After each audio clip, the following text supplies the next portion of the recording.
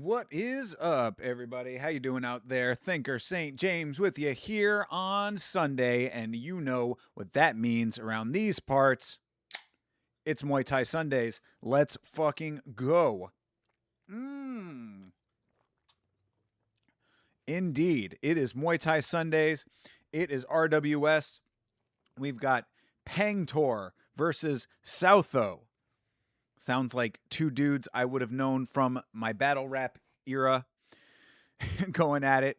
But indeed, they are Muay Thai practitioners. They are mixed, well, they're Muay Thai artists, I guess, not mixing the martial arts necessarily. They are strict with their regiment of Muay Thai. And we're going to go see how they did. When was this? Yesterday, I guess. This is a replay watch along, of course. And we're going to find out how this card was. I'm excited to be back with RWS. Of course, we just had RWS 200, which was very, very great. So hopefully this will be a continuation of that greatness and not a dramatic drop-off in quality. We'll find out in a couple of minutes. Thank you for being here. Sanjay is here. What's up, brother? Hey, ready for some RWS? Indeed, so am I, sir. Hope that everybody is enjoying the World Cup. From what I understand, that is going on right now. So if you are pulled in multiple directions, I completely understand. But you know me, I am not a partaker of the World Cup festivities. And yeah, I'm just looking forward to some RWS myself. So we'll get into it in a couple minutes. I had myself some Indian food for dinner tonight. And I'm telling you, man, I like a little bit of spice to my food, but sometimes, especially this one place that we go to, the one that we went to tonight, they drown their food in spice to the point that it's just the spice. You don't taste the food anymore. And I'm like, I ordered this dish medium spice level, and you are assaulting my taste buds with all of this spice. Now, granted, I don't necessarily have the highest spice tolerance, but I don't think that I should need to for medium. It's like I told my family who I was with. I said, you know, I don't think that this place has a mild, medium, and hot. I think they just have extreme heat or no heat at all. So I got to remember that this specific place to go mild with the spice level. But I had something new for myself. I had never had shrimp biryani before. But I had some shrimp biryani, and it was very delicious, except for the fact that I could barely taste the shrimp. The biryani was very nice. The shrimp was very nice. I could tell it was just underneath a metric fuck ton of spice. So it is what it is on that. I guess the other reason I bring it up is because it tired me out. You know, it's one of those deals. I didn't feel like I ate too. Excuse me. I didn't feel like I ate too much. But when I got home, I just like laid down for a minute. And I felt myself drifting away. I had to like jolt myself back to life to make sure that I got up and got ourselves ready for RWS here. So luckily it all worked out. But that is the story for the evening as far as the food went. And yeah, you just gotta be careful about the spice level at some of these places, is what it seems like. What is going on with my throat right now? Anyway.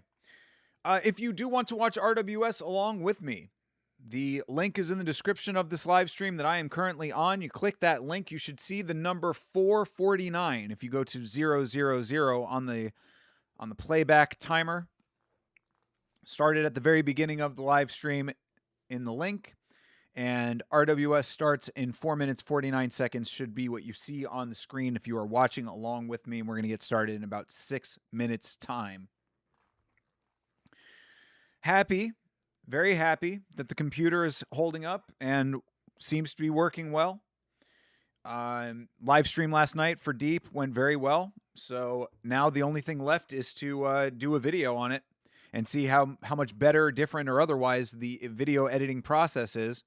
But if everything is going as I hope that it is supposed to go, which it so far has been, video editing is going to be a lot quicker and a lot more efficient. So we're going to be upping the Yammer output pretty much immediately after I test out the video software. So very excited about that. John Dong is here. I'm fairly confident now on Fluffy beating RoboCop. What gives you that confidence, sir? I mean, RoboCop could legitimately take Fluffy's head off with one punch. Now, granted, RoboCop does not fight the same way that Sean Strickland fights, so I could imagine that not being the case. I could imagine Fluffy taking RoboCop down and dragging him around. If I recall, RoboCop had some problems with Christian Leroy Duncan, did he not? Or was that the other way around? I'm trying to remember over here. I remember there being some grappling in that, or some wrestling in that fight. But I forget who ended up on top in that one. But either way, I mean, I guess the answer is, or the main takeaway is that RoboCop, maybe not the best wrestler. Let's see. Yeah, RoboCop did win that fight. Well, I guess they're saying, at least on the AI overview of it, that he won by UD with pressure and grappling. So maybe it was him that was putting the more grappling on. I don't know. Either way. I watched Fluffy's previous fights, and his boxing is better than I recalled. Also, he's very good at closing the distance with boxing and then chaining that into a takedown attempt or clinch, and RoboCop gets clinched in a lot of his fights. I'd still be worried about RoboCop getting the shot off before he's taken down or before he gets clinched up. That would be my concern. Because Fluffy's boxing is... His boxing is only effective after he's worn his opponents down.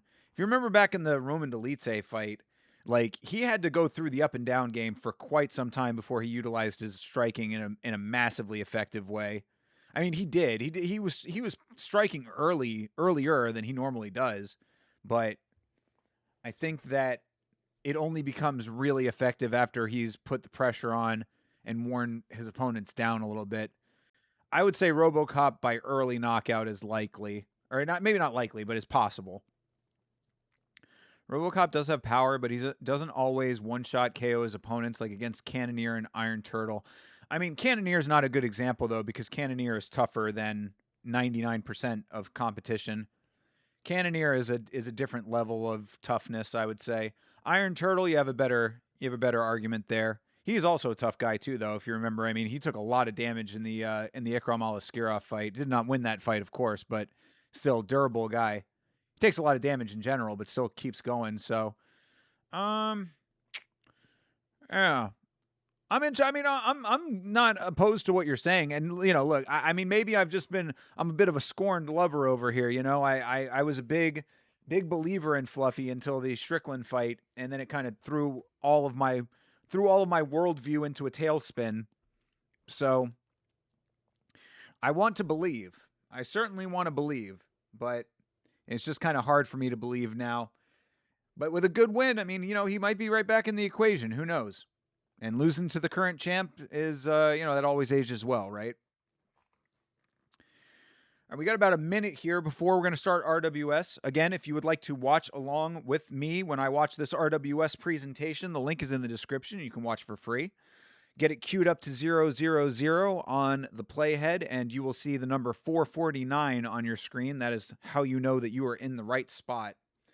So we're going to start this thing in a little minute, and then I'm going to start the timer, and then we are going to watch RWS. I'm going to put my headphones on here. Well, I'll put them on after we start because we got about another 5 minutes or so after this. Now, if RoboCop is working on punching the body, that would be worrying. True. Fluffy was actually doing good against Strickland before he got kneed to the body. Questionable. Questionable there. I was not satisfied with any of that performance. He wasn't fully committing to takedowns, which was the problem. I think that he thought he had more time. That's the issue. I think that Fluffy thought that he had more runway in the Strickland fight than Strickland was actually going to give him. You know, round one, he's just working his way into the fight. Strickland finds the opening and just capitalizes early. That's why I always talk about starting strong in this sport, starting fast, being first. Plus, RoboCop is a multiple world champ in jiu-jitsu. Still gotta get the wrestling down. Yeah, I mean, fair. I mean, that obviously that's of value, but you know, he's got to get to the ground before that's going to be much of a factor. His wrestling did not look tremendously amazing against Christian Leroy Duncan. That's why I was saying I didn't even remember who won that fight. I was like, oh, who's the winner of that one? Because I know that they wrestled a whole bunch. So I don't know. Either way, we will talk more about that fight in a moment, but we've got RWS to start here. So if you are watching RWS along with me, click the link in the description, 000, line it up on the playback of the live stream.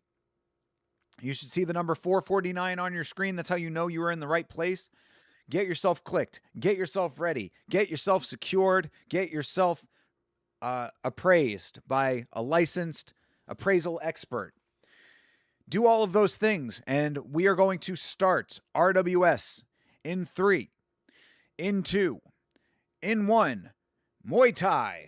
And there's your timer. Perfect. All right. Good deal. All right, timer is ticking away here. This timer is correct. Yep, it is almost 100% correct. Off by maybe a split second. Fluffy did try single legging Strickland, but he didn't get anywhere. That's probably why he didn't keep going for takedowns. Yeah, but that's what I mean. Like this is the thing: is if you know that your style is pressure heavy and you need to be taking people down in order to get the striking off later, then you cannot be deterred by a single leg not going your way. Strickland has very good takedown defense. Well, yes. I mean, we certainly do know now that Strickland's wrestling is a lot better than maybe anybody had anticipated. So I thoroughly acknowledge that. I don't think anybody could have truly known the extent of Strickland's wrestling until the Hamzat fight. Fluffy probably didn't want to gas himself out. I mean, fair enough. That's a fair point. Strickland was willing to go more balls to the wall when he hurt him to the body. I guess my point is that, yes, you don't want to gas yourself out. It's a balancing act. It's certainly a balancing act. You know, obviously you don't want to go so heavy that you're gassing yourself out, but you got to be first. You know, you got to be more effective early or you get taken over like that. CTE is here. What up, Yamsters? Muay Thai Sunday, baby. Let's go, brother. Yes, we just started the countdown before you signed on, so this timer up here is correct. Sync point is accurate. What is this link that they just popped up in the live chat? Hold on. I want to click this real quick. Let's see what this link is to. They just popped a link up in the RWS chat from when they were live. Oh, this is for AIS Play or Ace Play or whatever, the Thai streaming service. I guess that's their official broadcast partner. Which is crazy that they broadcast on YouTube and have like an actual outlet that is paying them to broadcast. I don't want to question it because I love RWS and I don't want them to change a thing. Best believe I got my stream ready listening to this banger atmospheric Thai music. I love it, bro. Hell yeah. RWS does it so proper, bro.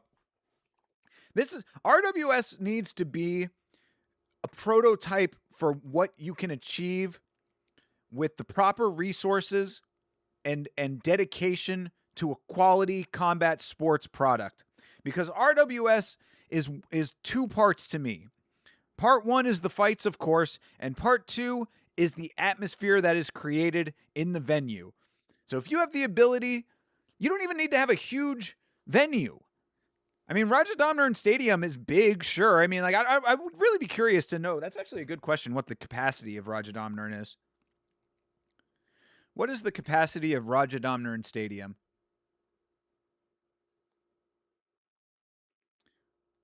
It did not understand what I was saying. Rajadamnern. There we go. Yeah, 3,078 people. 3,000 people? That is a tiny venue, folks. That is a tiny, tiny venue for a live entertainment venue. So if you have enough money to create a venue that seats 3,000 people and you make it as cool as Rajadamnern Stadium and then put banger fights on there, that is the mark of true quality. Do you think Prime Jones would finish Strickland? Oh, absolutely, dude. Yeah. Yeah, definitely. Yeah. Yeah. I mean, sadly, Prime Jones finishes 99.99% of all fighters. I mean, even the ones that he went to decision with, he certainly changed, you know? Think about that. I mean, that is one of those crazy things that is, I don't know if it's just because of where they were at the time in their career or if it really was John Jones, but Dominic Reyes went on a crazy backslide after that fight. Thiago Santos left the UFC not too long after that fight. All right. We've got our intro screen here now. And it is RWS intro time.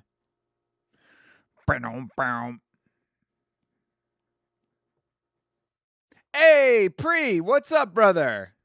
W. What's going on, Pre?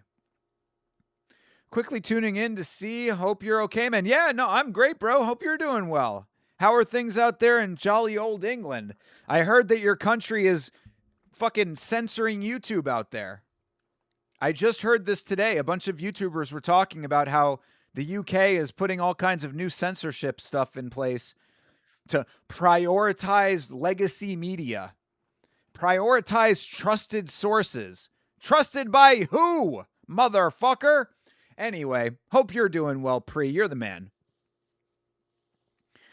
I've always wondered why that happened. It's been called the John Jones curse. Yeah, I don't know, man. John Jones changed people. Got to get myself a cider to celebrate. I love it, bro. Enjoy a nice cider. Have a sip for your boy. I was gonna crack out the Heineken 00 that I have in the fridge, but I'm pacing those because they're like drinking an entire beer now, having not drank beer for very long. Like a beer is like heavy. Maybe I'm just getting old. Happy America Day. Thank you, brother. Yes. Appreciate that. Land of the free, home of the brave until they take that away from us. But I appreciate it, brother.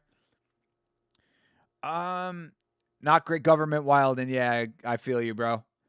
Heading to sleep. Enjoy the RWS, bro. Pre, thank you for checking in, man. I appreciate seeing you even for a little short time, and hopefully we will get to hang out again for longer soon, my man.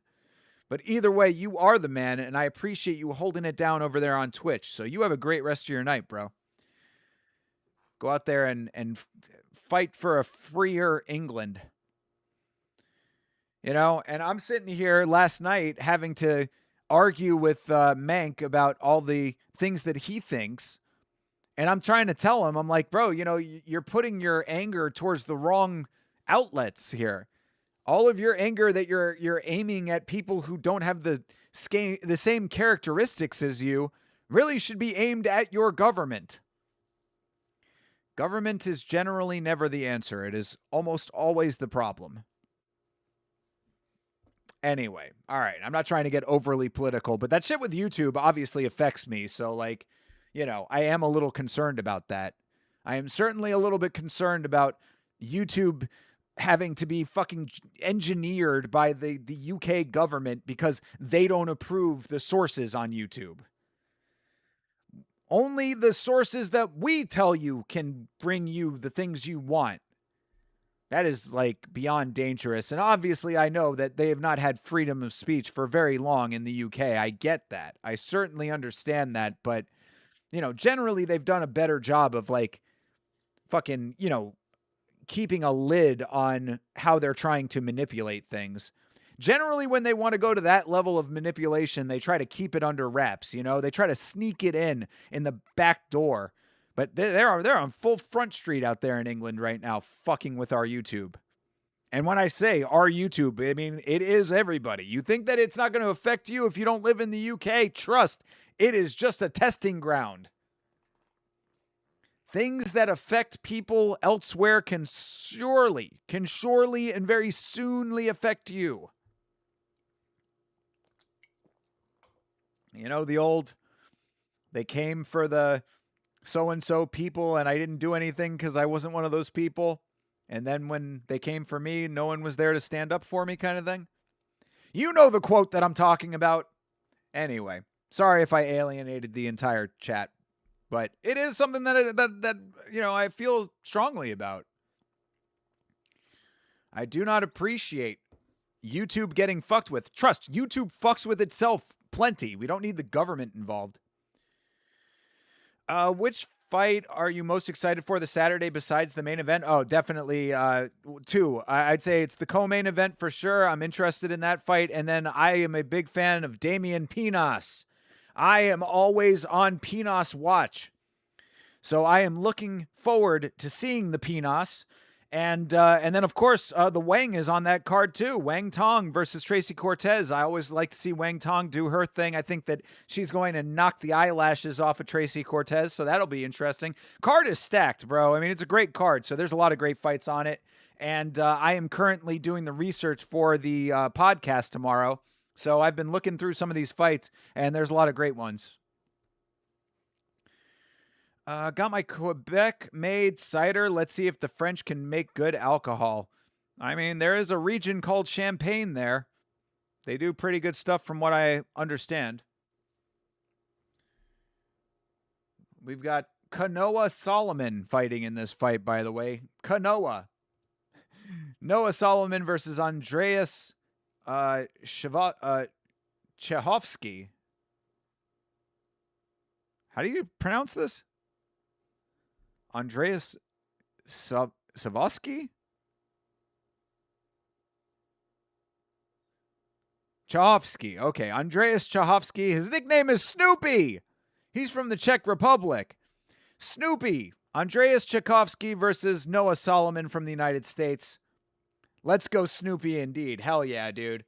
Any man who has the nickname of Snoopy, you got to be a fan. It's how Snoop Dogg, A, got his nickname, and B, got his fan base. It was all from the nickname. You're excited for Bautista and Sandhagen? I don't know why that fight doesn't really interest me all that much.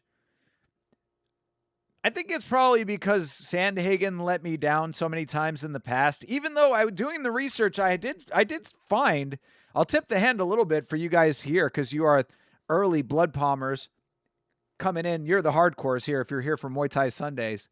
Doing the research, I noticed Corey Sandhagen inside the UFC has never lost to anyone who is not either a champion, currently or former, or a title challenger.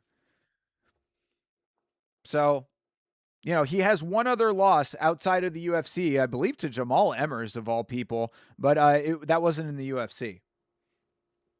So, yeah, Corey Sandhagen, pretty impressive. And Bautista, pretty impressive too. I don't know. There's just something about that fight that makes me feel like it's going to be boring. Does Bautista still train with O'Malley? I didn't know that they ever trained together. That's interesting. I don't know the answer. I did not know that they trained together in the first place.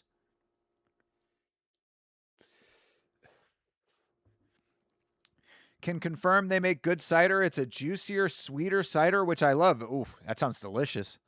Oh, I used to love a good cider. Yeah, if there was ever a time that I was going to be like, yeah, I might drink a little bit. I might do a cider. I might do a nice cider at some point. I used to love a Magners pear. Oh, that was a good cider. If you've never had a Magner's pear, I highly recommend good Magner's pear. Original Magner's is also very delicious. If so, I love how Bautista is taking hard fights for O'Malley. He fought Aldo, Umar, and is now fighting Sandhagen. You think he's doing O'Malley's dirty work? That's pretty funny. He should be getting fucking Tommy McMillan to be cleaning up for him. That should be his job. Uh-oh. Noah Solomon with his big snake back tattoo, getting a little taunty with his dance. Gonna jump on this stream as soon as the World Cup match finishes. Got you, Lachlan. Appreciate you checking in. But can Mario be a title challenger? I think so. I don't know, though, man. I mean, he got handled by Umar. Like, that should have been the fight that separated the men from the boys. You know what I mean? That should have been the one that like, set him apart. And he was not able to do the things that he needed to do to win that fight. So I don't know. I mean, I want to believe the answer is yes. I think Mario Bautista is an underrated, highly technical fighter. You know, he's one of those guys that's like so technical that he's boring. But like, I like him though. You know, I think it's a quality fight style that lends itself to some really good wins, even if it's not always the most exciting. So, I mean, I want to say the answer is yes, but he has to be the one to show that. And losing to Umar ain't the way to go. Jeremy, what's up, brother? Muay Thai Sundays, indeed. Indeed, we are here. This timestamp is correct. We're just getting into our first fight if you want to watch along, my guy. Good to see you, bro. O'Malley and Bautista are friends, at least the last time I heard. Interesting. I didn't know that. If you want something cheap and sweet, get Summersby Blackberry. It's so nice, but a guaranteed hangover. Oof. All right. Well, I'll keep that in mind.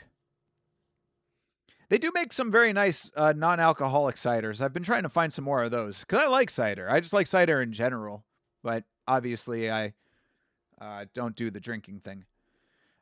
Pretty sure O'Malley, Bautista, Kyler Phillips, and Marcus McGee are all friends. What? A little fucking bantamweight cabal? Don't they know they all have to fight each other?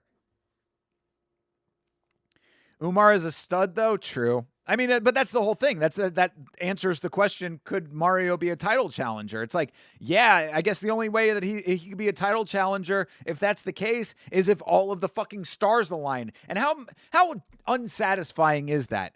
That is one of those things about MMA that I find very unsatisfying in a general sense.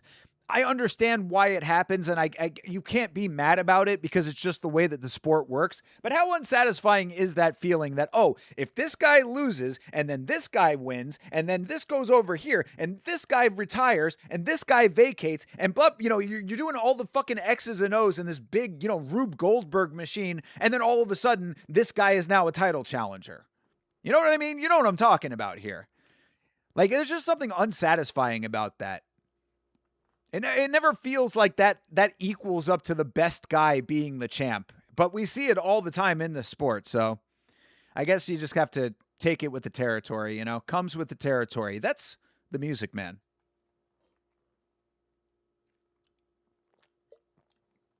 Doesn't know the territory. Anyway, fight's underway.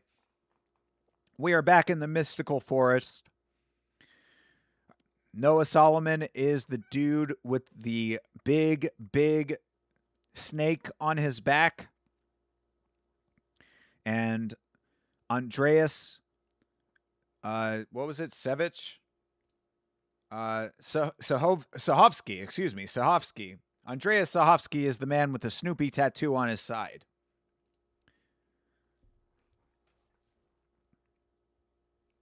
Ooh, nice elbows. Ooh, Snoopy getting loose with the elbows. That was a good start. That's a good way to start this thing off. I just can't get the taste of old man Aldo outstriking him out of my mouth. Yeah. I don't know. I'm not as mad about how Bautista fought that fight as everyone else was. I do understand it, but I don't know. I guess I have mixed feelings about it because people were really fucking pissed about that fight. If you remember, like after that fight, like it was one of those rare instances where the entire MMA community all came together to hate one man very, very passionately. I just, it's like there were memes going around. Like everybody hated Mario Bautista after that fight. Like he didn't fight a good fight up until round 3 where he clinched him up a lot. I don't know, man. You supported the bounty. Exactly. The bounty going around. Good Lord. What a time. Oh man, but then he fucked up Vinicius Oliveira and everything was okay again. I mean, that was a little bit later. I guess he had to lose to Umar in order for it all to work out, but I don't know. I've always liked Mario Bautista. Hydra, what's up, brother? Bautista is technically good, but last time we saw him against a real high-level striker was Aldo, and he had no answers other than clinching the whole time. See, that's not true. That is not true. He struck with him early. He won one of those first 2 rounds. Because I remember saying he had to have won one of those first 2 rounds. I've talked about it on the podcast. I don't remember all the details off the top of my head, but I know we talked about it on the podcast. I gave him one of those early rounds. So, I mean, to say that he stood there and clinched the entire time, I mean, he clinched a lot of round 3 for sure. And what we talked about on there is that should not be counted as winning a round. So I would say that, don't hate the player, hate the game when it comes to that with the round 3 stuff. But to say that he clinched the entire time, I think is a little bit of a stretch. Went to the gym today for first time doing somewhat normal workout. All right, well, again, bro, make sure that you're staying 100% careful, bro, because you do not want to re-injure that toe. Don't push it. I know you've been doing a good job with that, and I know that I don't need to tell you this, but I'm just, out of my my duty as your sports manager here. Yama Industries requires this. Make sure that you are 100% up to snuff, 100% healed up before you are going too hard on that. So I know you're doing that, though. Good job. The GF did run circles around me today at the gym. Good. Right now, she should be. Get yourself back up to full 100% health, and then you'll be all right. And then you'll be right back to it. And then you can actually take that fight, and then Yama Industries begins fresh with our first stud star. All right, Snoopy takes round 1. Gotta love it. Snakeback Solomon over here needs to pick up his game. Those elbows from Snoopy did the trick. Yeah, Snoopy is the man right now. His coach is going crazy. I really feel like all of these Muay Thai coaches are always this passionate. Go in there with the elbows. You gotta hit him. Put the knees up. Like, Jesus, dude, chill. Please chill out. See, these American coaches not as into it. I was one of the people who were really pissed. I still hate Bautista for it. Well, you do hold grudges in this sport, Hydra. Something I know very well myself. I had a whole song about it.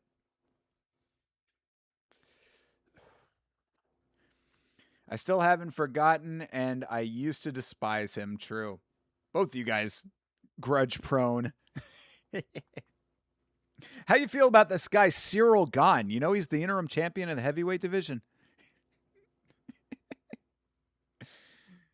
Love the corner cam in red. True. Yeah, they were going mad. Over exactly. It's RWS, dude. RWS is a different breed. When you are in here, you need to fight like your life depends on it. God damn it. Fight like you're in deep. Oof. Ooh. Snoopy getting some licks in over here. Yeah, that replay. Hell yeah, dude. Snoopy looking real good in this fight. Andreas Shivosky. Half dead Frank. What is up, brother? W. Synced up, drank up, and need fools to get bean bagged up. Let's fucking go, dude. Let's fucking go. That was good work by you. Blood Palm United. Let's go. Good to see you, Frank. VIP status Frank over here. RWS quartermen will slap the shit out of their fighters too. Yes, they will. Yes, the fuck they will. If they're not seeing what they want to see out of you, they got to get it out of you somehow. They will make you fight the way that they want you to fight.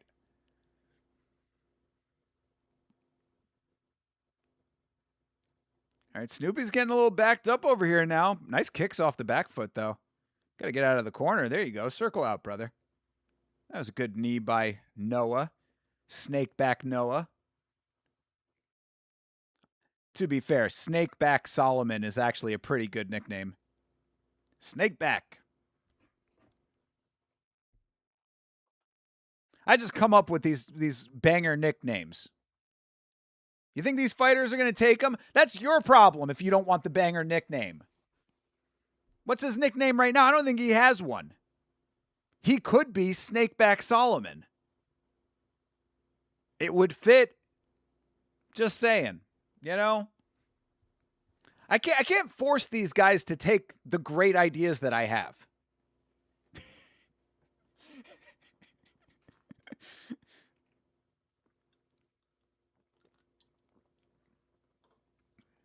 Getting a little clinchy towards the end of the round. Andreas looking like he might be tiring out a little bit. Hope he's got enough left in the tank for round 3. Ooh, nice side kick. Ooh, getting crafty with the up and over elbow. Ooh, and the tomahawk. Snoopy putting in that work right now, dude. He's getting creative. There's a fucking skill showcase over here.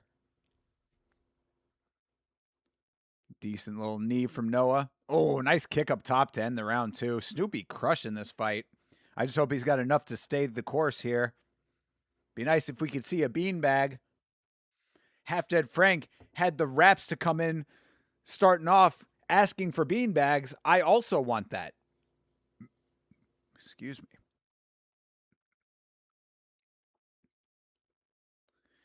Oh, that's the other thing about eating overly spicy Indian food. I'm always worried about the acid reflux.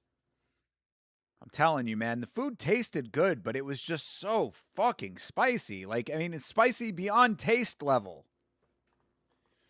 And of course, I know that there are the real manly tough guys among us here in the chat who are going to say, oh, I love it when I can't taste the food. I love it when it's all spiced. Well, congratulations. Congratulations, tough guy. Why don't you burn your tongue off with a fucking cowpoke iron? Just brand your tongue. That ain't me. I like to taste flavor. I like to go to Flavor Town just like Guy Fieri. Not his real name, by the way. He chose that name.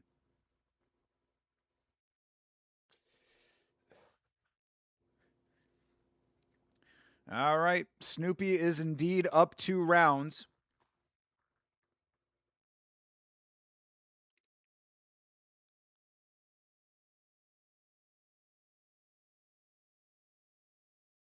Oh, see, now they're yelling. Oh no, this is still Snoopy's corner. I thought it was the other corner finally yelling. This is why he's gonna win. This is why he's gonna win, is because he's got a corner that is going to tell him exactly what he needs to hear, which is lots of yelling. Something I know a thing or two about. Something that I will be able to exhibit now much easier and more efficiently with this beautiful new computer. God, I love it so much. So happy. Telling you. So the thing about the new computer is that it has like an indicator light on the top for when it's in sleep mode. So whenever it's in sleep mode, it like shines a circular light on the ceiling like the bat signal. And every once in a while when I go to the bathroom, I just look up and see it on the ceiling and I smile to myself. Very happy. You know, I'm a pretty simple guy. Computers that work Muay Thai fights. It's about all I need, really. You know? Sparkling ice lemonade, Red Bull. What else do you need? Bat Signal PC is sick. Yeah, it's great. So far, it's been awesome. I can't lie. I'm very, very happy. Because my whole thing and what I was so concerned about is that if you recall, if you've been around long enough to recall Vitz King and his ridiculous PC that he is so proud of, which, again, look, what Vitz King does with computers, I could never do. He gets into the technical stuff. He builds them. He knows all the details of all the specs and all this shit. I'm not that guy. I'm not that deep into the technical side of the hardware of everything. I don't go that deep. But all I know is that for all of that time, effort, and money that he put into that PC, he's constantly having to fuck with it, and it's constantly needing updates, and those updates make it so that he can't use it, and he's having to go in and diagnose things and blah, blah, blah. I could not have that. So that was my big concern, was that I was going to get this PC. I was going to have to, constantly be updating it, constantly worried if it was going to work or whatever. I needed a reliable PC that would work out of the box. And so far, I don't want to jinx it, but my little MSI Codex Z2 has been doing the trick so far. So fingers crossed that everything stays that way. Doing a tribute to the Queen back there again. RIP to the Queen.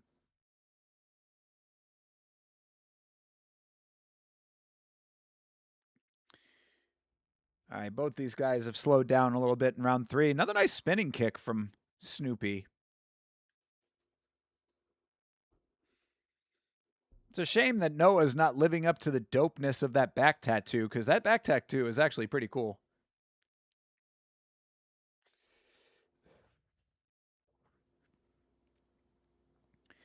Nice inside leg kick for Noah.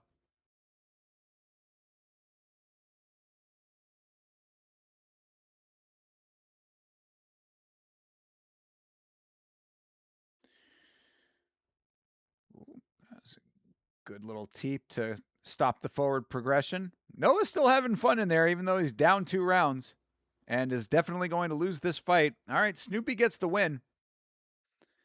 I like his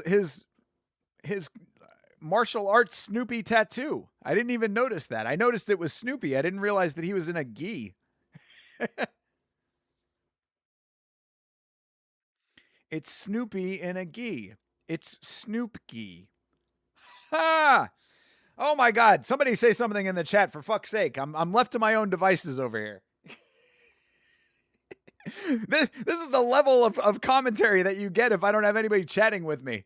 It just devolves into the most ridiculous, stupid shit.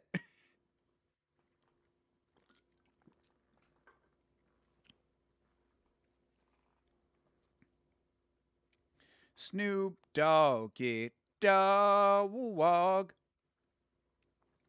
Locked in watching the World Cup. Yeah, I know a bunch of the guys are watching the World Cup right now. That's what's up. I hope everybody's enjoying the World Cup. Refs hate England? Oh, no. Even Sanjay agrees I'm not biased. True. Yeah.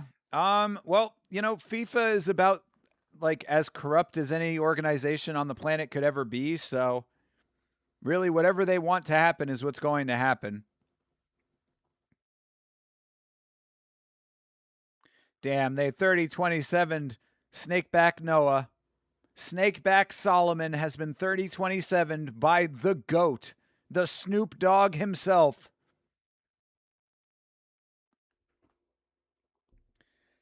Very nice. Andreas Shahovsky from the Czech Republic.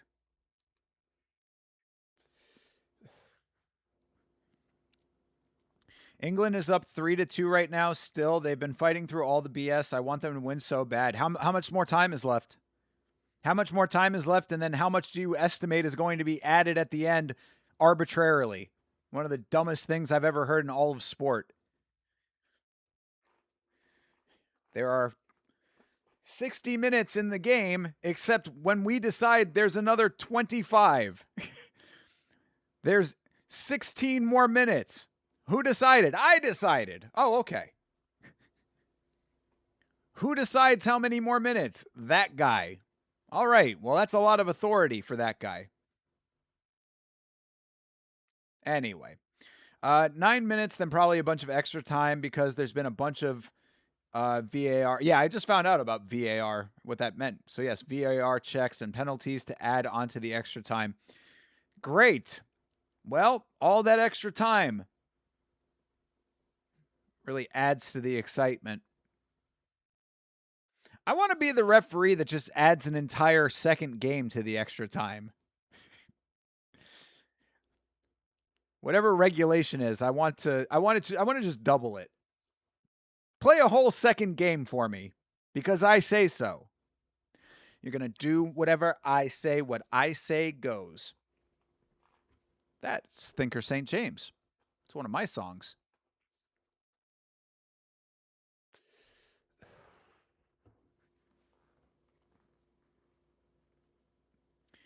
You're going to do whatever I say, what I say goes. Deny your nature because I say so. Oh. Anyway.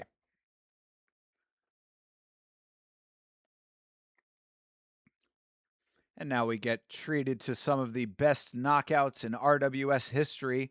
Completely denied the dance cam. I missed our Thai broadcast so much. It's like, it is cool to see all these replays, but man, I used to love just hanging out in the stadium.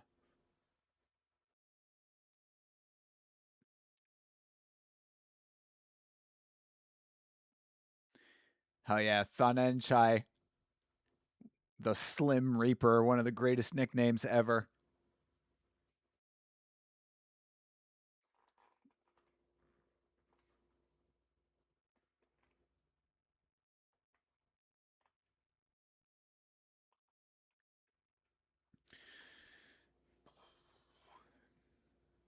Lady knockout. Sevgi, the Ice Queen. That's another great nickname.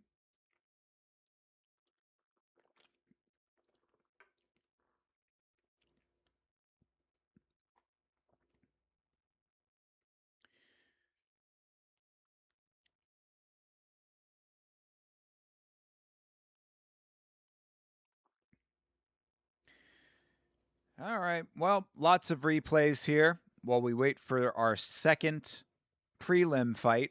Generally, they do the prelims back to back, but we have a bit of a break between prelims right now for some reason.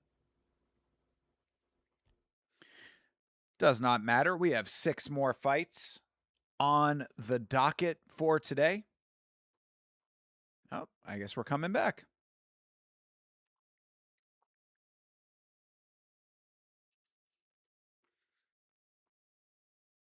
Nope, we're not coming back. I thought we were coming back. Apparently, we're not. All right. Well, everybody, I guess just keep me posted on how the World Cup is doing.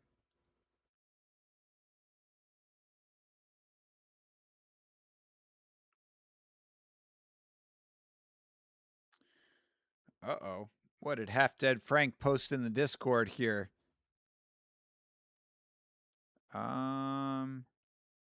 It's something in a different language. Oh. I need to translate this. What is this here?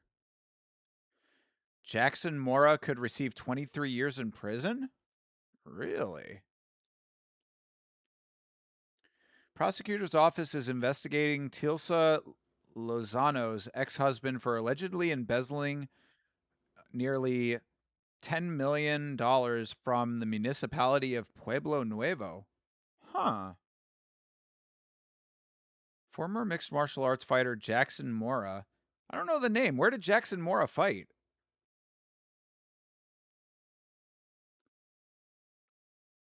Yeah, I'm not immediately remembering the name. Was he a UFC guy?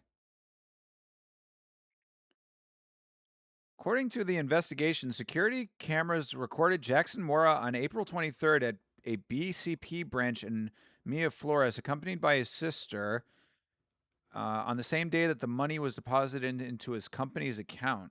Huh. Police maintain that the former athlete was also allegedly submitted invoices with supposedly false information to justify the insurance of 10 managers' checks. Documents that sought to support alleged services and sale. He was just pulling some legitimately shady shit. Damn. I'm going to have to read this whole article here, but yeah, where did he fight, though? Jackson Mora?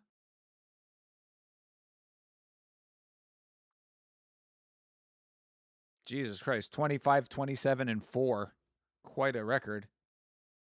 25, 27, and 4. Jeez Louise. Oh, he's primarily an FFC guy. Okay, so he never made it. He never made it to the majors. He's fought in Inca. ER fighting? What is ER fighting? Never heard of that one.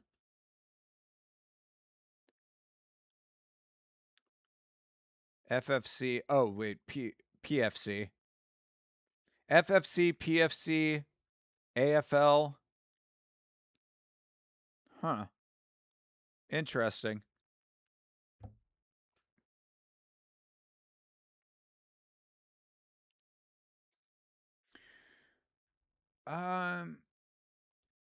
Bye-bye FFC Thursdays. He owned it now. Oh, he was one of the co-owners of FFC?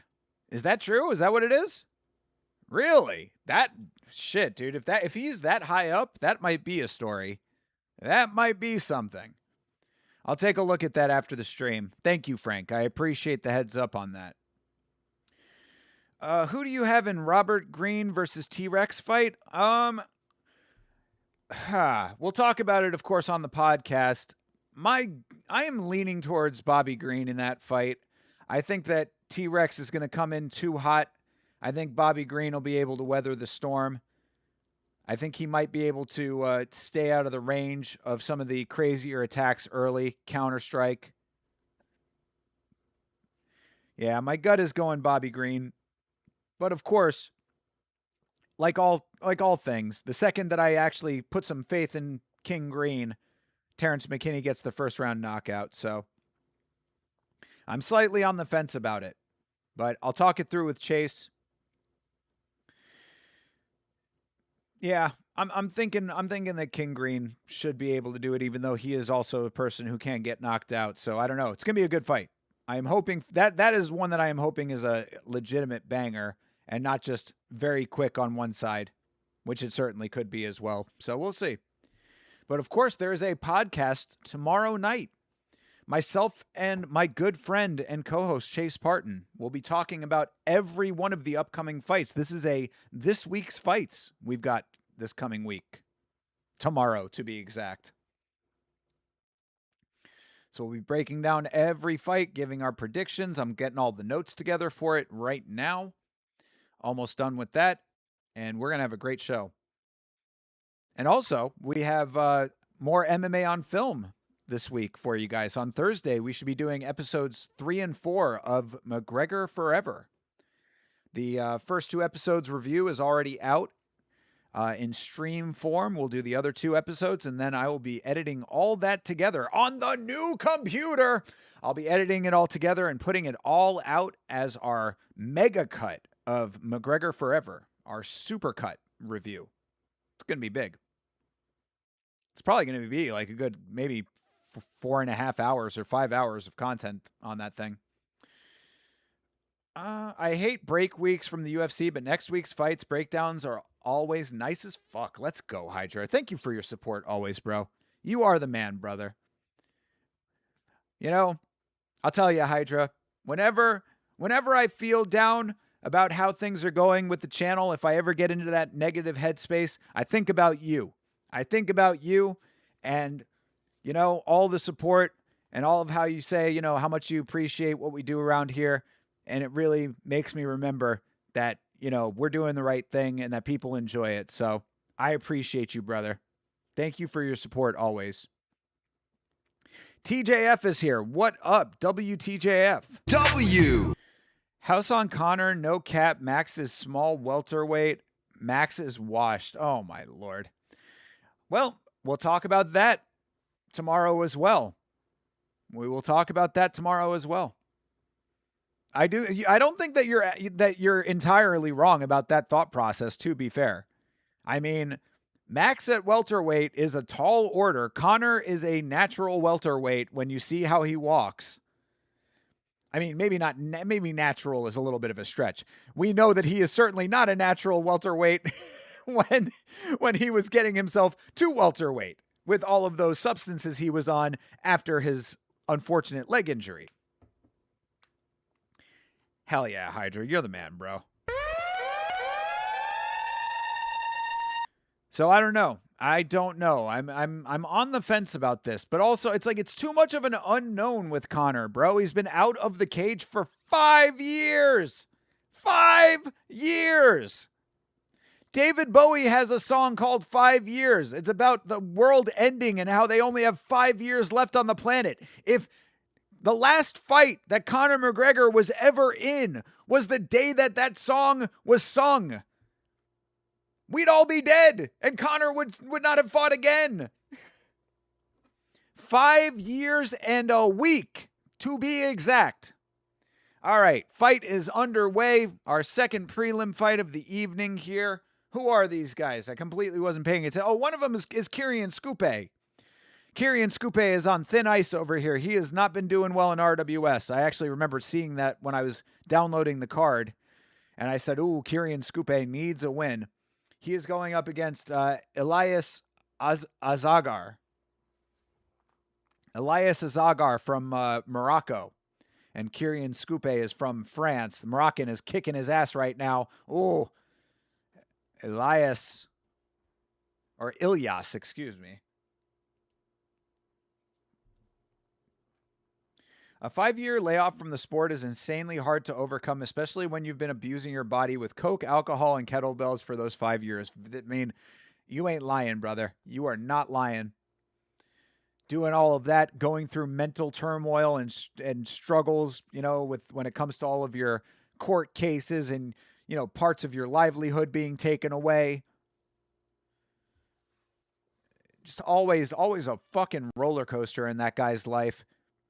Very little of which you actually see in the McGregor Forever documentary. That's why I've been so bored by it. I was just telling my family about that at dinner, actually. I mentioned to them, me and Chase, we were reviewing the Conor McGregor documentary, and they were like, oh, what do you think about it?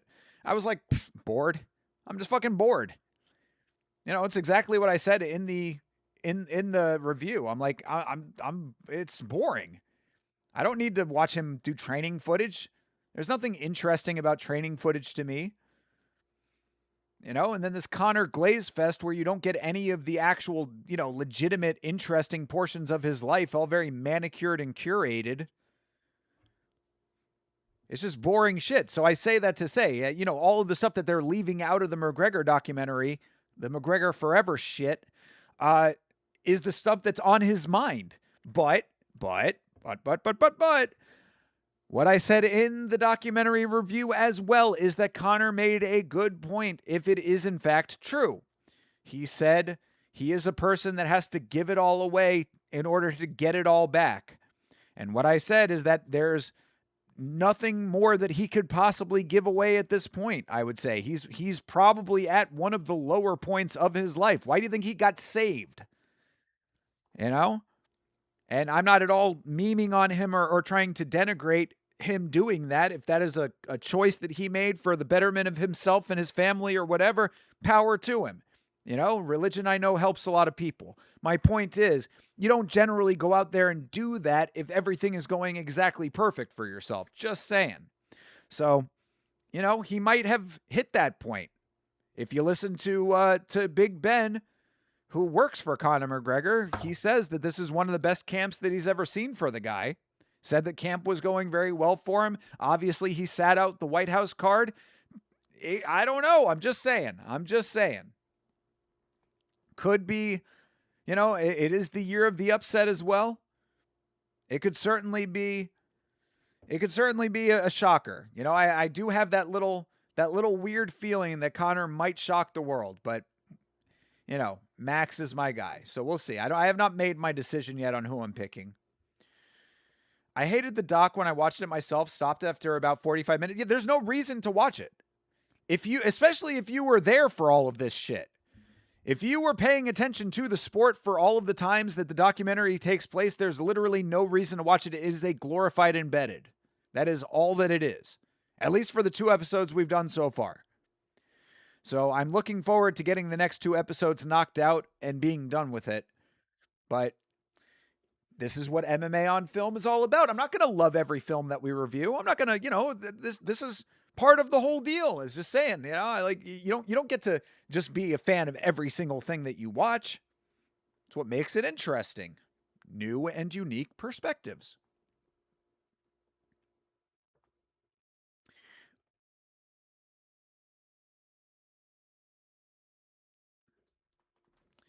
I am loving my new camera mount, by the way. Norway won a straight at plus 290. What a good day. Hell yeah, brother. Let's go, dude. Shout out to Norway, bro. The greatest of all countries, the place that I will visit first once I have any kind of legitimate money in my life. You can be a fan of every song I send in the Discord. Just dropped the best song ever. Oh no. God, not you with more music, TJF. Why do you do this to yourself? Oh, did you actually change your name? Thank God. I'm glad that you did. I actually can know who I'm talking to.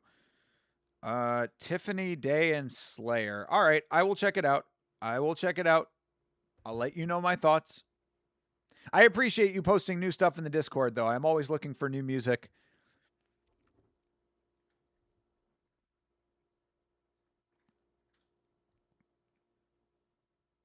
We went from Snoopy to Scoopy. Ooh. Nice head kick for Scoop. But yes, I will definitely check out your song, TJF. When are we getting another Polo T song? I want more Polo T. Where's my Polo T? I'm being denied. I am being denied bars.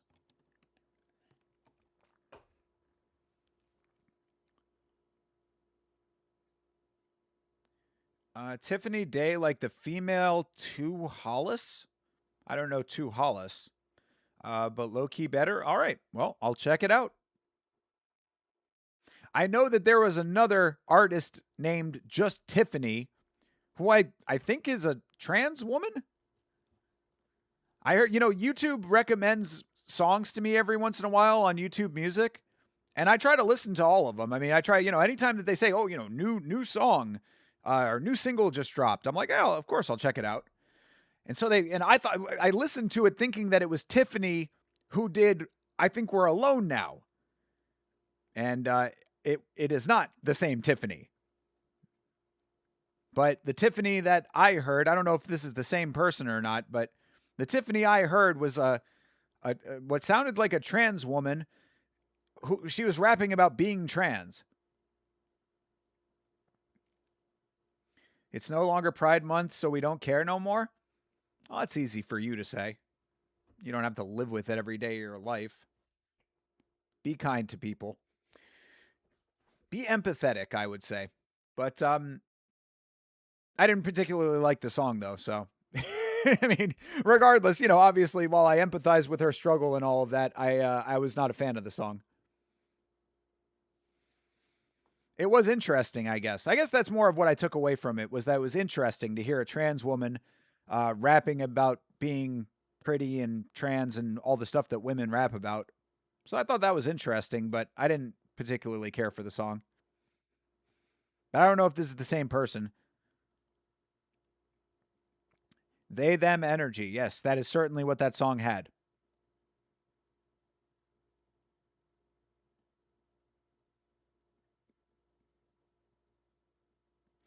Nice low kick. All right.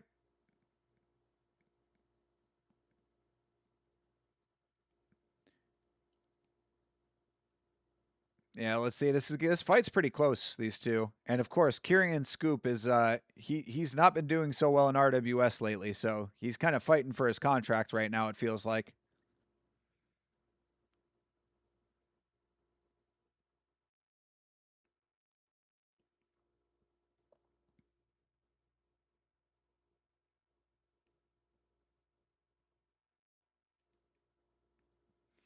Nice head kick, that showing the highlights there.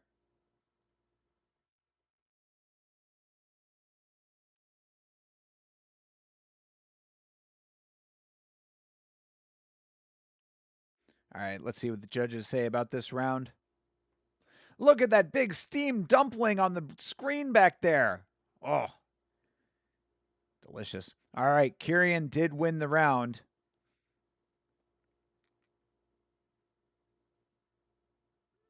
So it is all timed up. We have the decision round.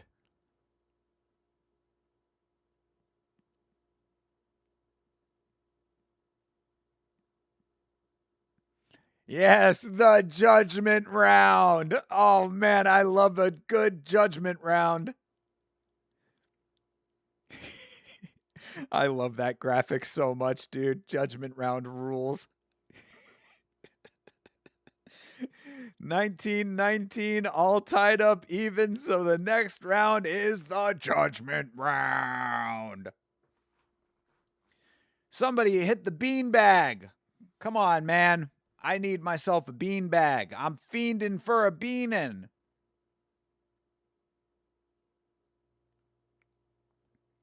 All right, they touch gloves. They're forced. They are forced to touch gloves. Oof, that was a good connection for Scoob. Oh, spamming those high kicks.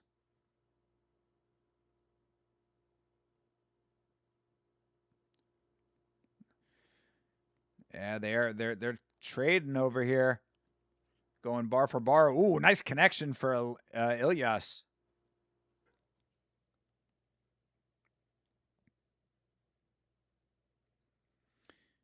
Ooh, nice body kick for Scoop. Who remembers Fat Man Scoop? Dance, everybody. England won. Hey! Hail Britannia. Bam, bam, bam, bam, bam, bam. Bam, bam, bam, bam, bam, bam, bam, bam, bam, bam. Football coming home, thinker? Coming home to Canada? Since when are you English?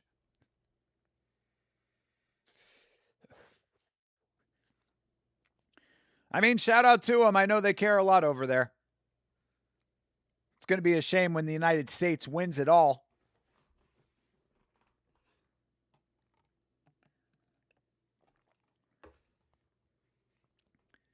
You caught me in a very English time of my life. Ah. I love it. I had one of those too, actually. I will tell you, when I was a younger man, I used to be, when I was watching a lot of British television, because I used to love British comedy so much back when they had such a thing. Obviously, you know that comedy has been outlawed in England. You dedicate that England win to Mank. I'm sure he's very happy. I'm sure that Mank is very happy about it. Mank is actively denying every person of African and Arab descent in England that win, taking it all for the native English, claiming it for his own, like so many Englishmen before him. England sucks, but stole that minus 180, so we're up. Okay. I mean, it's hard to root for England knowing what they're doing over there politically, but either way. Hey, Bleeding Edge is here, joining after the World Cup. Yes, I suspect a number of people will be here now. I know everybody was enjoying the World Cup. I'm glad that everybody's having a good time with that. So feel free to watch people kick around a ball while we are watching high-level Muay Thai. You hope Mank drank just short of the amount to knock him out so he didn't miss that game. He has a way about being able to keep himself going while drinking that is definitely emblematic of his English roots.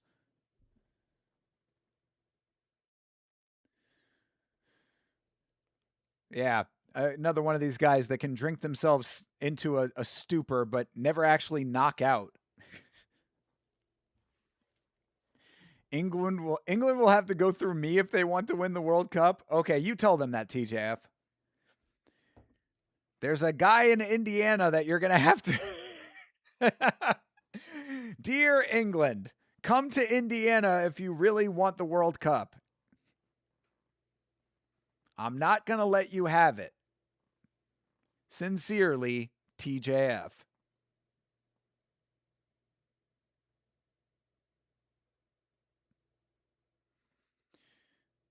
All right, let's see who won this fight. This is a very close fight between these two. And of course, Carrion Scoop needs to win this.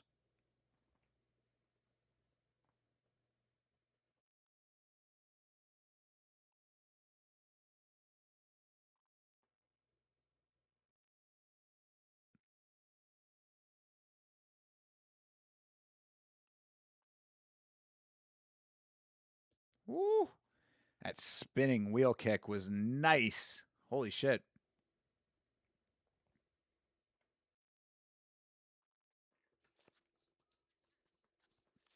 All right, we got all 3 rounds of this one.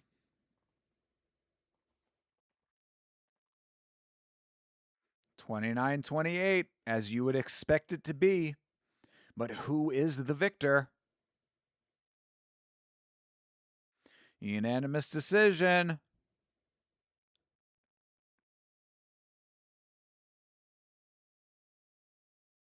All right, Scoop has won. Ah, poor Ilyas. Ilyas Azagan. Yeah, Ilyas Azagan from Morocco. He thought he did enough, but unfortunately he did not. And Kyrian Scoop and his cool tie back tattoo have secured himself a victory, which he very much needed because he had not been doing so well in RWS. But we got a little while now before main card. A couple of fighters on this card that I am not familiar with. This is actually a bunch of new guys, or new to me anyway. So this should be interesting. Yo, Maniac, what is up, brother? W. Yo, bro, good to see you, my guy. Good to see you, brother. How are you, dude? Hope you are well, bro. Good to see you, man. Take off the headphones for just a moment here while we are in break between our prelims and main card. Of course, if you are just joining, welcome. And if you would like to watch the fights that we are currently watching, the link is in the description, and this timestamp right up here is correct. So get yourself to this timestamp right here. Bum, bum, bum, point, point, point. And you can watch the fights that we are watching right now. Well, not right now. We're at break right now, but that we will be watching after break. Yeah, Maniac, good to see you, man. I hope that you're doing well, dude. Meant to ask if you still play Minion Masters. I don't know why I'm still playing this game. I think it's probably because I have not found another game that is like it to take its place. But trust, I really wish that I could find another game. I'm so tired of playing this game. I play that and I play Omega Strikers, and I'm tired of both of them.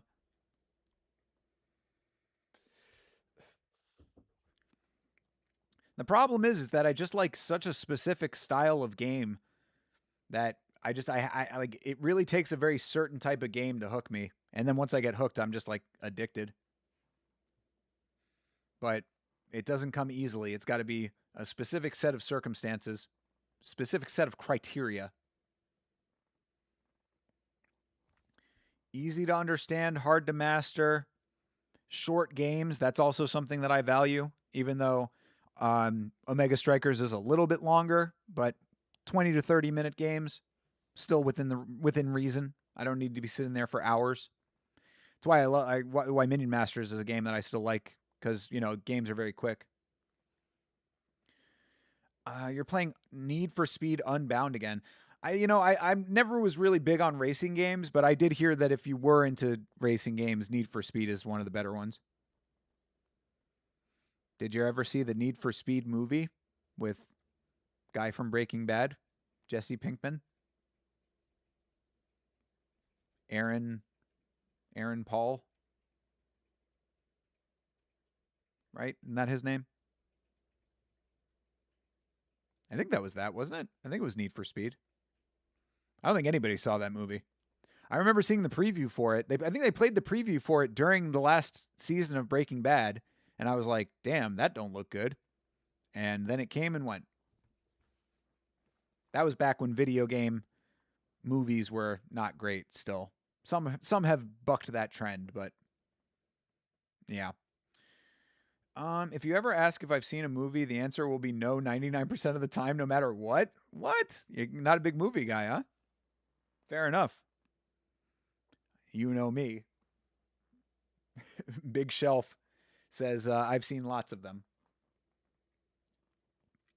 But still, it's amazing to me how many movies I have not seen that people talk about. You know, not every movie interests me for sure. My friend, I went to lunch with a friend of mine recently, and he was like, "Oh man, I really want to see Supergirl." And I was like, "What?" I said, "I don't think anybody has ever said that sentence before. I really want to see Supergirl." I mean, I'm sure a lot of people said, I'll see Supergirl, whatever." But I don't know many people that were like dying to see Supergirl. But he was like, "No, dude, I want to see it. I know fucking Lobo is in it." I was like, I mean, cool for comic book fans, I guess, if you really care about that. But like, is that enough to make you really want to see that movie? Yeah, different strokes, I guess. Not a movie or TV guy. Played sports and video games growing up, and then YouTube as well. True. Fair enough. Fair enough. I'm a big fan of well-told stories. You know, that's why I like movies so much. You get a beginning, a middle, and an end, generally. You know, if you're doing it correctly, you do anyway. And that's also why I've been dissatisfied with modern television, is because generally what happens nowadays is that they greenlight a good concept for a show, and then if the show gets popular, they have to extend the show past the lifespan of what the writing dictated. So, like, let's say that you have a great concept for a show, and you could basically tell the story with like 1 or 2 seasons. If the show gets popular, they're going to be like, well, we want 5 seasons. Okay, well, that changes the whole dynamic of everything. I wrote the story to be 2 seasons long. Now I got to write 5 seasons of it. So generally, when that happens, a lot of times a good idea gets muddled along the way into something that is not ultimately very satisfying. A good example of that is actually Sons of Anarchy. I really enjoyed Sons of Anarchy for the first like 5 seasons or whatever it was. I never ended up finishing the show. I watched it all the way up until I believe the last season, and I got about halfway through the last season, and I just put it down. I was like, I don't. There's not really. I don't really care all that much at this point. Like, I'm like, there's still new problems arising, and it's just like, okay. Another, possibly the best example I can think of what I'm talking about is Prison Break. Prison Break is, like, I would say the first 3 seasons of Prison Break are some of the best television I have ever seen. Season 1 of Prison Break is absolutely phenomenal if you've not seen it. But seasons 1, 2, and 3 of Prison Break are some of the best television of all time. Season 4 really like kind of lost the plot a little bit. And then season 5 was way later. And I think that they did a good job with season 5, but it was like so much later. Did we really need it? I thought the movie was okay. It just lost the steam that it had, It was a great concept that could probably have been summed up in those 3 seasons with maybe a fourth movie, like a movie to end the series, which is what the movie was supposed to do. Anyway, it's just another example of something that was popular enough to like warrant them wanting to extend it past its lifespan. That's why I like movies, Generally with a movie, maybe you get a sequel or whatever, but like if you do it right, you get a full story in one go, I rarely like fictional stories. Real life stories are more interesting and actually real. Fair enough. It's an interesting perspective. The 4400 Problem. I never saw that show, but I know the show you're talking about. Or the 3 Body Problem. Yeah, that's another show I did not see, but I know of it. Or literally any show that's trying to introduce multiverse theory. Oh, good Lord. So many shows using multiverses ineffectively. And, thank you very much, Spider-Man. Spider-Man with the Spider-Verse did a great job with it. I can't wait for the last installment of that series. I am such a big fan of the Spider-Verse films. But I really hope that they end it strong and then just leave it at that. Because yes, anytime that you're introducing multiverses, you're courting so many ridiculous problems that could easily be solved by just not doing that in the first place. Like, just don't do that shit, please. You know what I'm saying?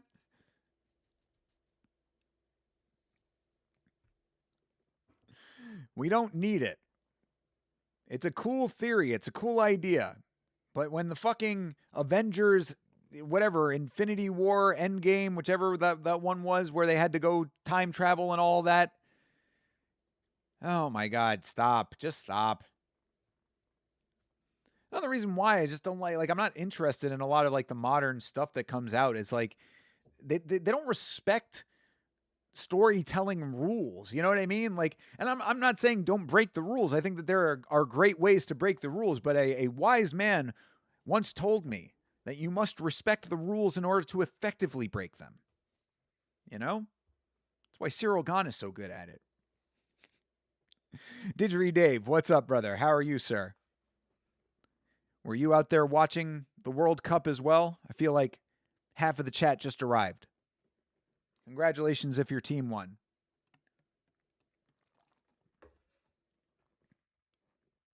How many countries are in the World Cup? Is it every country on the planet? Can't be every country, right? Is Macedonia in the World Cup? Is Swaziland in the World Cup? Botswana? Indonesia? Bahrain? 64 or something. Oh, wait. 64 or 48? 48. Oh, 48 this year. This year 48 teams played in the group stages. Okay, gotcha. But so every country is like allowed to be in it, but they have to qualify? Is that how it works? Kind of neat, I guess.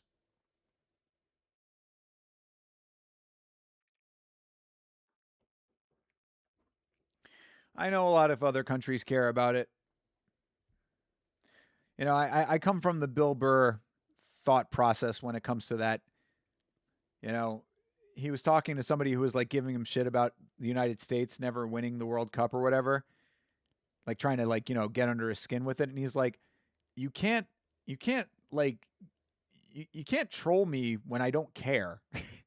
Not only do I not care, but 99% of the country does not care. I was like, there's something to that.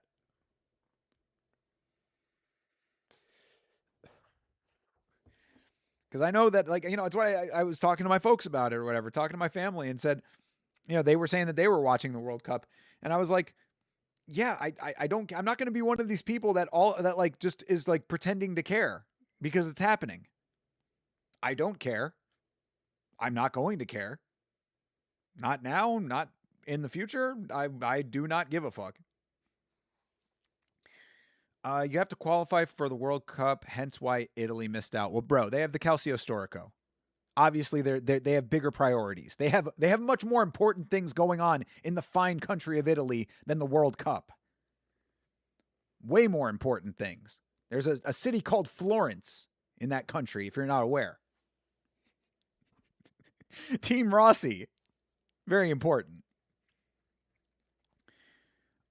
Countries have to qualify. This is the final 16 teams, the quarterfinals. Yes. Yeah, I think my somebody was telling me that it's like 2 more weeks that this is going on. Something like that. Well, I hope your team wins.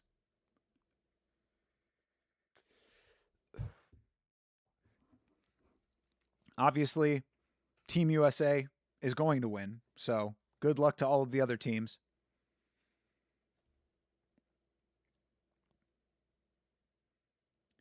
Good luck at your shot at silver. Do they do silver? I don't even know how that works. Is it one trophy to rule them all, or is it like first, second, and third place? I would assume that it's just winner takes all, right? Oh my God, with all of the downtime in RWS. If USA keeps having FIFA bend over for them, they may. I heard about that. Yes, yeah, I heard about that. I that is ridiculous. Now, obviously, what I say is that FIFA is about as corrupt as it gets, so I'm not surprised by that. But even for them, I am surprised by that. Like, how the fuck, dude? How the fuck? How do you have a world leader call up the president of your organization and tell them to overturn a ruling on the field and they actually bend over for it? That is insane to me. There's only one cup? Okay, one cup to rule them all. It's probably down to 3 teams, IMO. France, Norway, and Argentina, so I'm watching those teams beaten. Watching to see those teams beaten. Okay. Well, obviously France is not going to win. There's no way that France is going to win. That's just a foregone conclusion. So, of those 3 teams, I have to root for Norway. Obviously, shout out to Mr. Rage Quit, the OG chat legend. Norway, a country that I have great fondness and affection for. You got France winning. They look so good. Never going to happen, brother. No way. Not France. Have they won before? I don't believe it. If they've won before, I refuse. I refuse to believe. I'm not accepting this.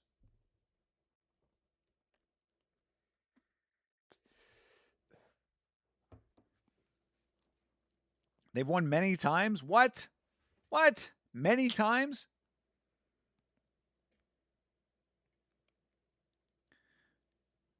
France is likely to win? Nah, not going to happen. I'm calling it right now. I don't even really believe that they've won before. I'm not believing you.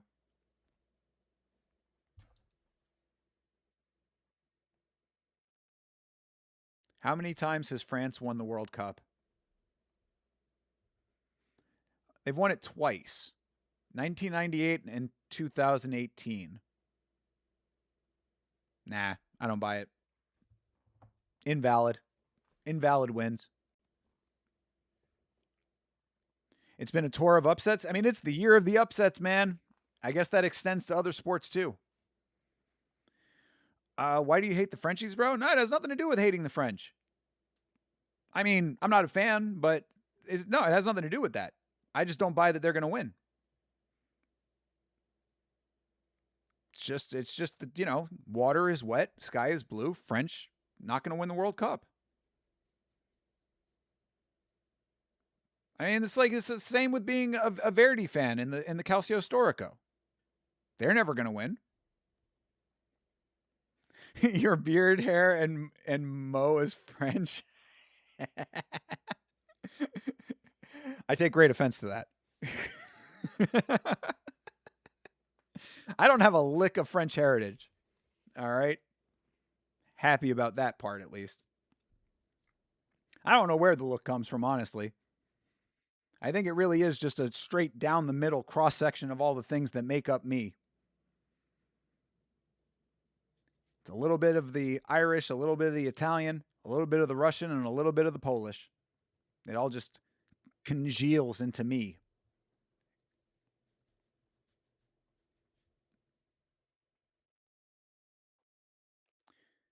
Verdi fans will remember this. All right, brother. Team Rossi all day.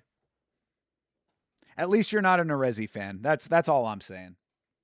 We got enough Arezzi fans out there. The eyebrow raise you do makes you look like a French pastry chef? What? I do no such thing.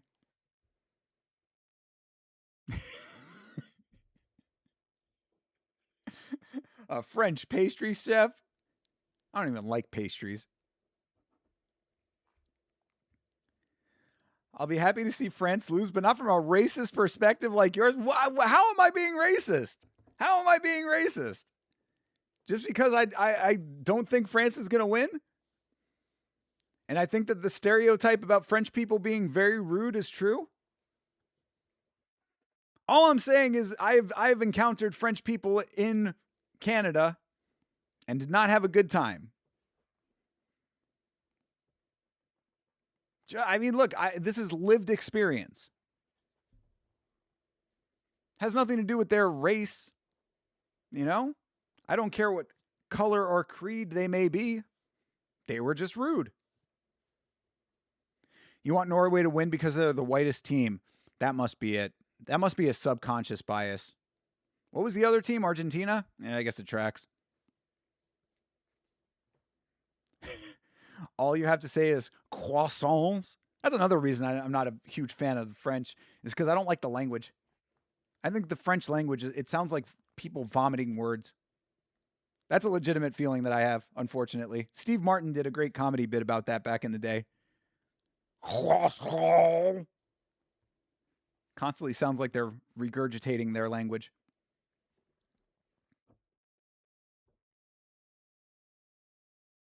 I don't know, man.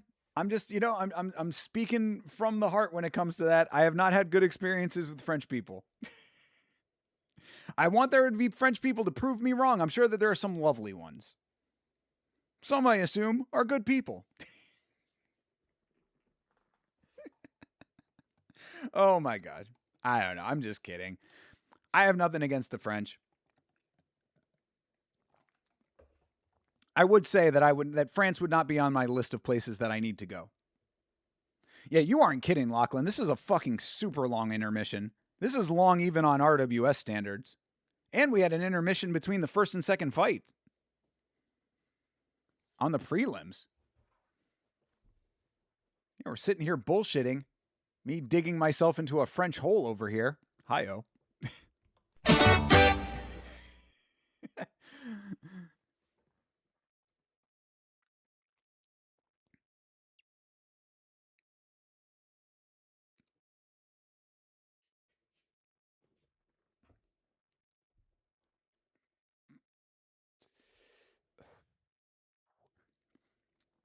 I'll tell it to you like this.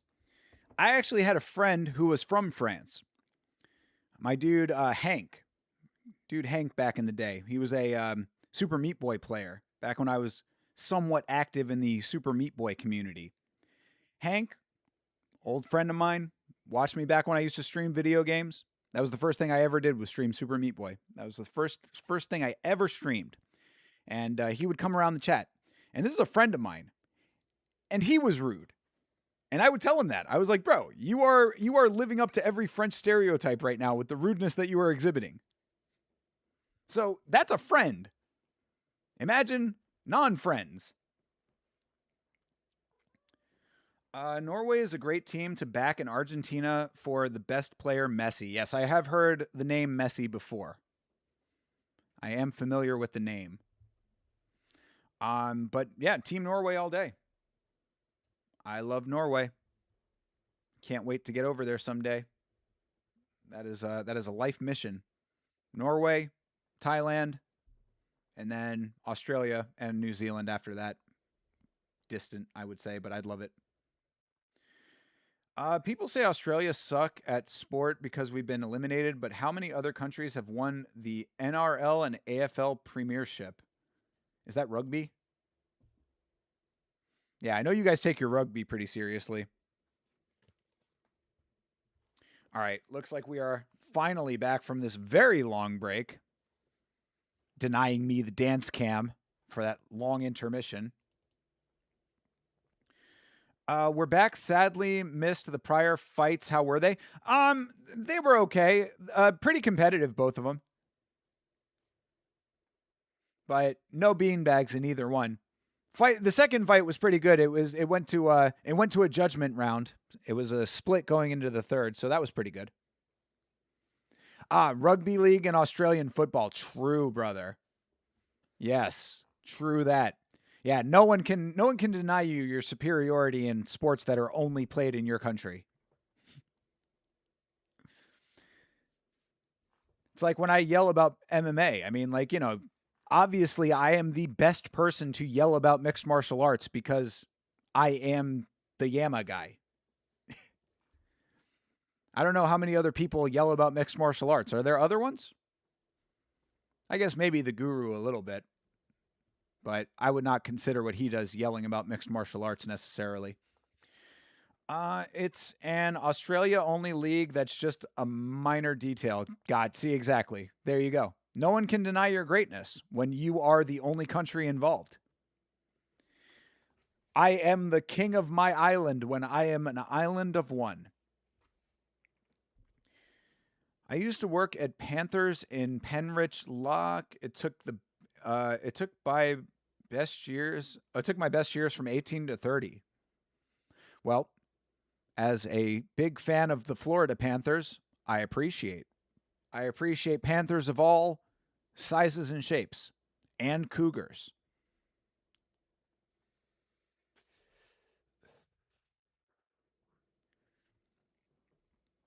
Yeah, let's get it started for fuck's sake. I feel like we've been waiting for this main card for an hour.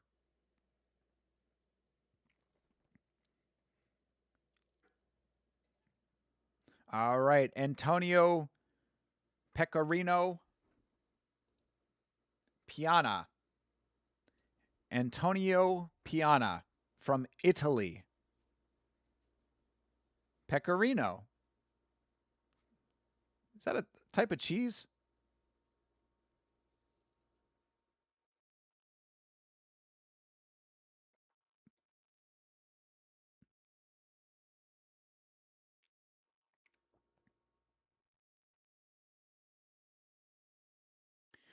All right. Piano or piana. Excuse me. Piana. That's a lady piano.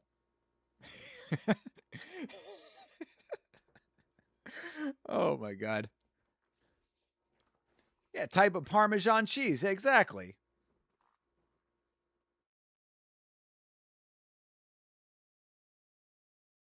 Holy shit. That's quite a name.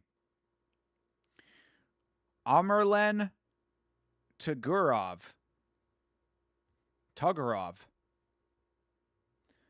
Amerlen Tuggerov.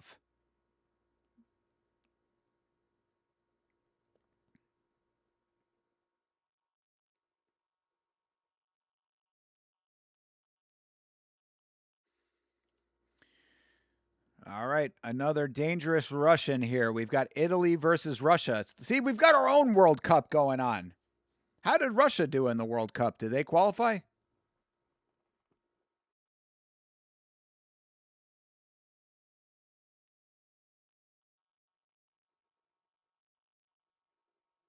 Oh, so they were explaining why they were having such a long break. They have to wait for their TV partner to let them go on air. I don't know what they were waiting so long for, but for whatever reason, we had to wait a long time. But we are on now. Antonio Piana versus Amerlen Togorov. Russia can't qualify because they're drug cheats. Yo.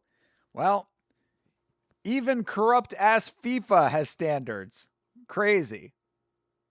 Russia isn't allowed to play world sports. Wild. They're allowed to compete in mixed martial arts.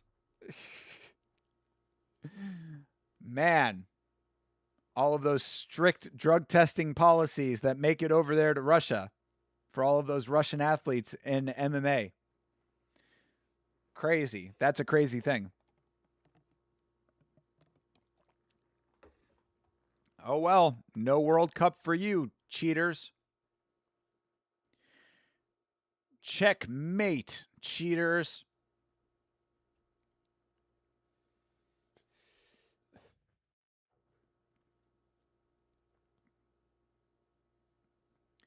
Maroons, Lions, and Broncos. Oh my.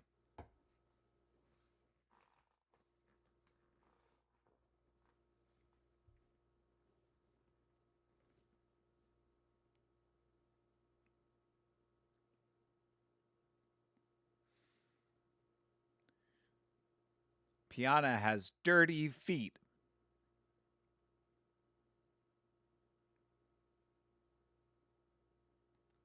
We've got ladies fighting next after this. All right, let's get a beanbag going here, people. I am jonesing.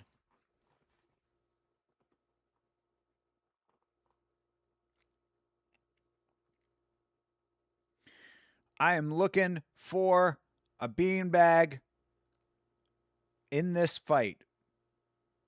Italy versus Russia.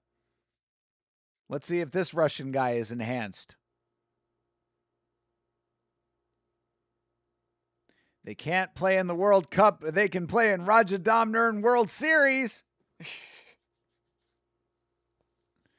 All right. Main card is starting with this fight.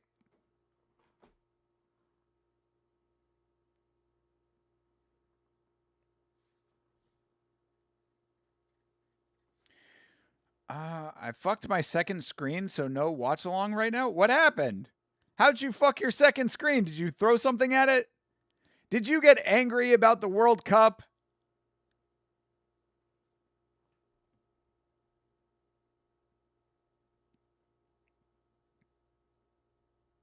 Bia Suwanet might have better hair than me. Bro, that hair is perfectly coiffed.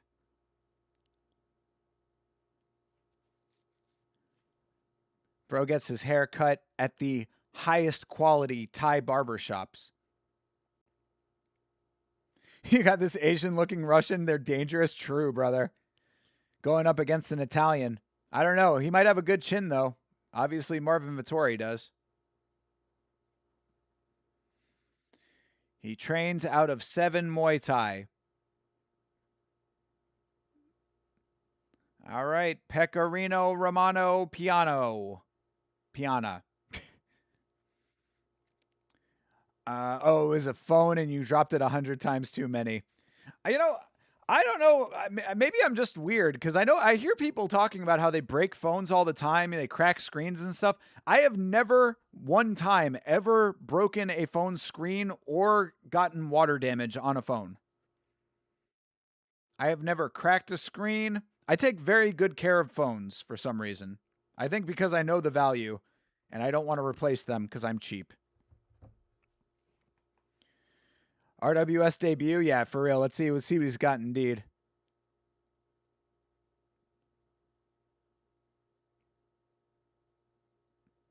Is it both of them? Both debuting?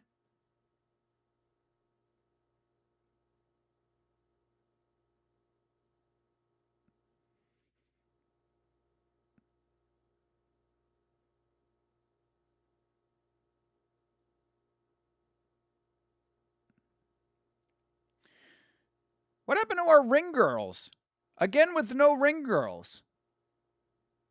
What happened to Wimmel? This is unacceptable. We noticed this on RWS 200, but yeah. Oh, well, they're back there. They're just not showing the ring girls on the broadcast. That's whack. What the fuck is that about? No more airtime for our ring girls. All right.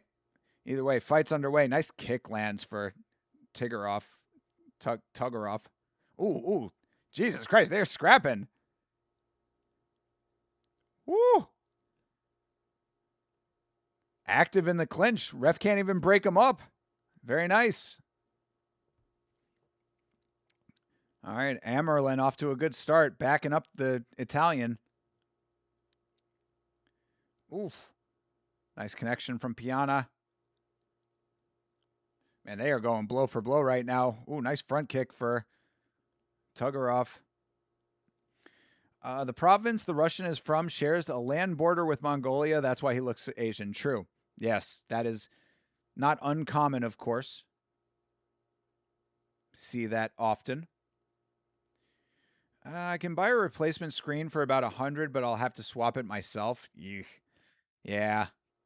I never like doing that kind of stuff. Oh! Oh, Italian down. Oh, Italian. Hey, beanbag. Oh, I need to see the replay of that one. Oh, that boy got a beanbag. Ooh, that's a beanbag. Wow. I didn't even see the shot that landed. I just saw him start stumbling like a newborn deer. Oh, baby. He went all dwanky.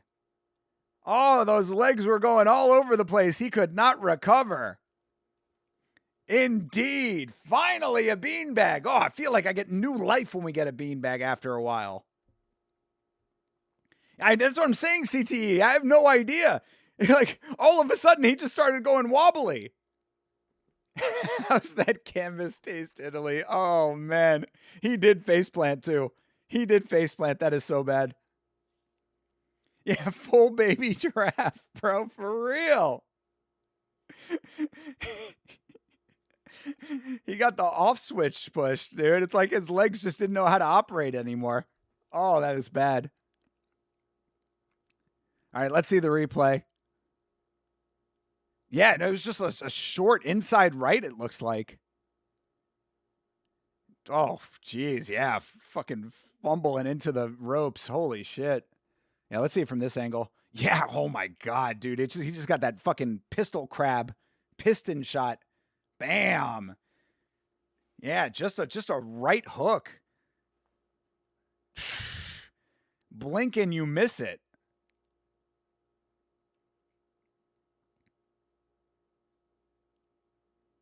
That was crazy, dude.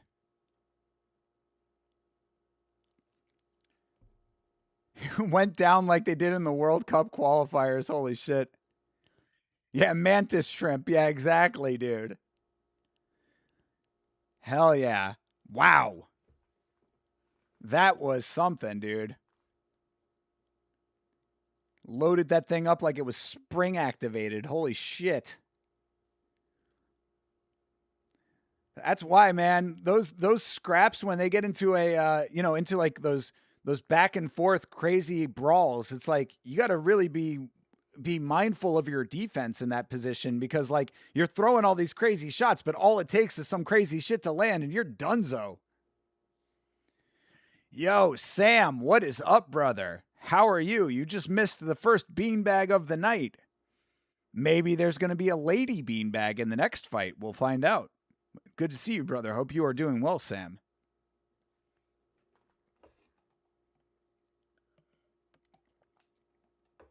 We've got the minimum weight ladies. Was that like 90 pounds? Subhuman weight. Weight that should be reserved for sacks of potatoes.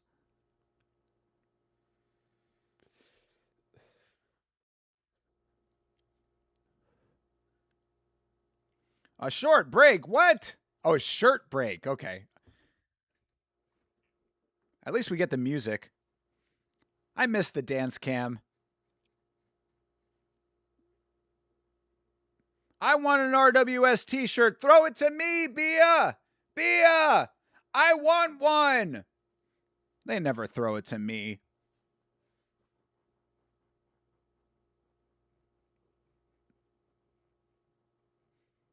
At least we get the RWS dance cam music.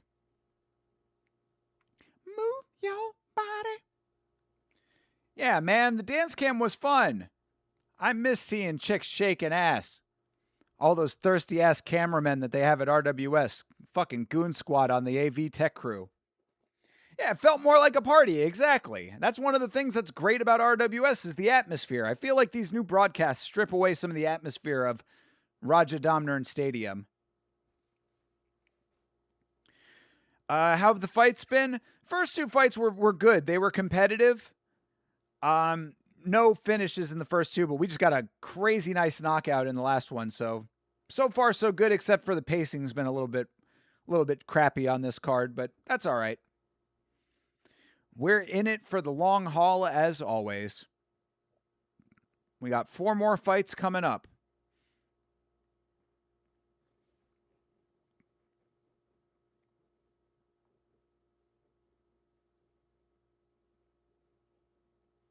All right, Thailand versus Brazil in our next fight.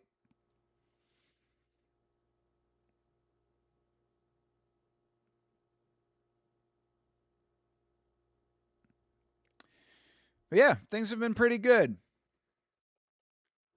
They still do the cams. They still do the cams there. It's annoying they don't broadcast it. Yeah, no. I know, Lachlan. That's what I'm saying. Because like they do the dance cams. I would assume that they also still have the ring girls. I saw the ring girl. They just don't show them on the broadcast either. Like, why are they stripping away all the cool stuff about RWS?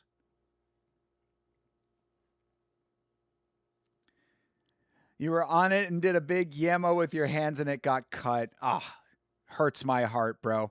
But I will never forget seeing the Yama sign out in the background at one championship. That will always be a memory that I will retain for the rest of my life, Lachlan. So you are the man always, bro.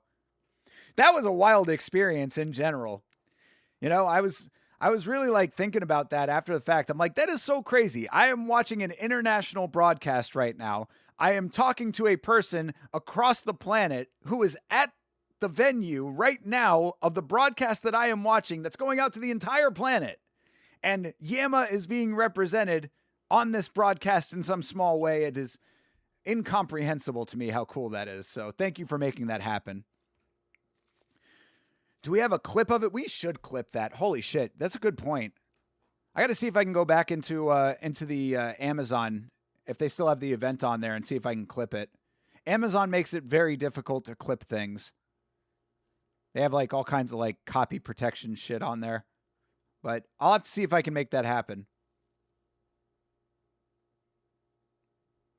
Yeah, good point. I'll have to look into that.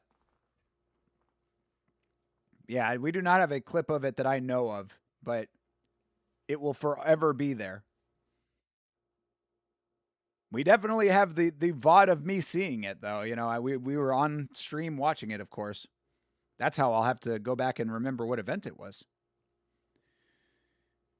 All right, Pahayong.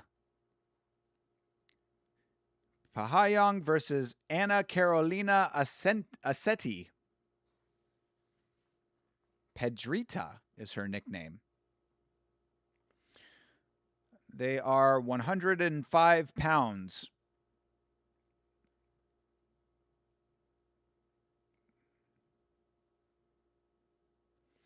Payahong. She is fighting Anna Carolina Assetti.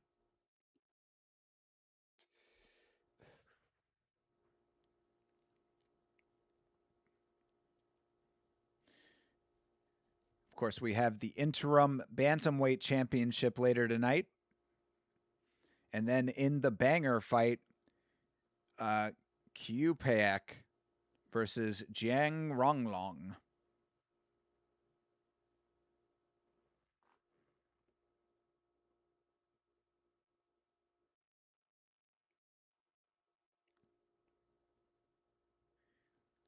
Chebkard versus Narak. Coming up later this month.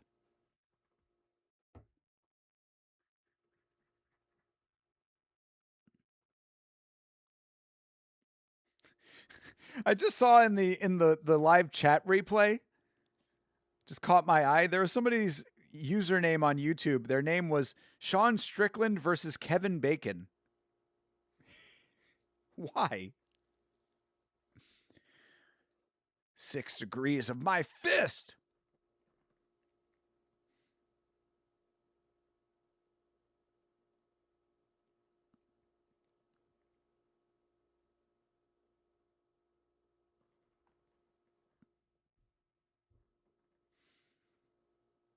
All right. Dance, dance, dance.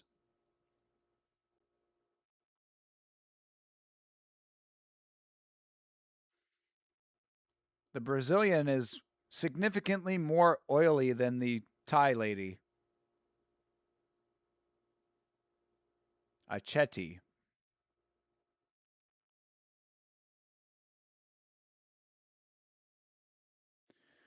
Oh, she missed weight by 1 pound.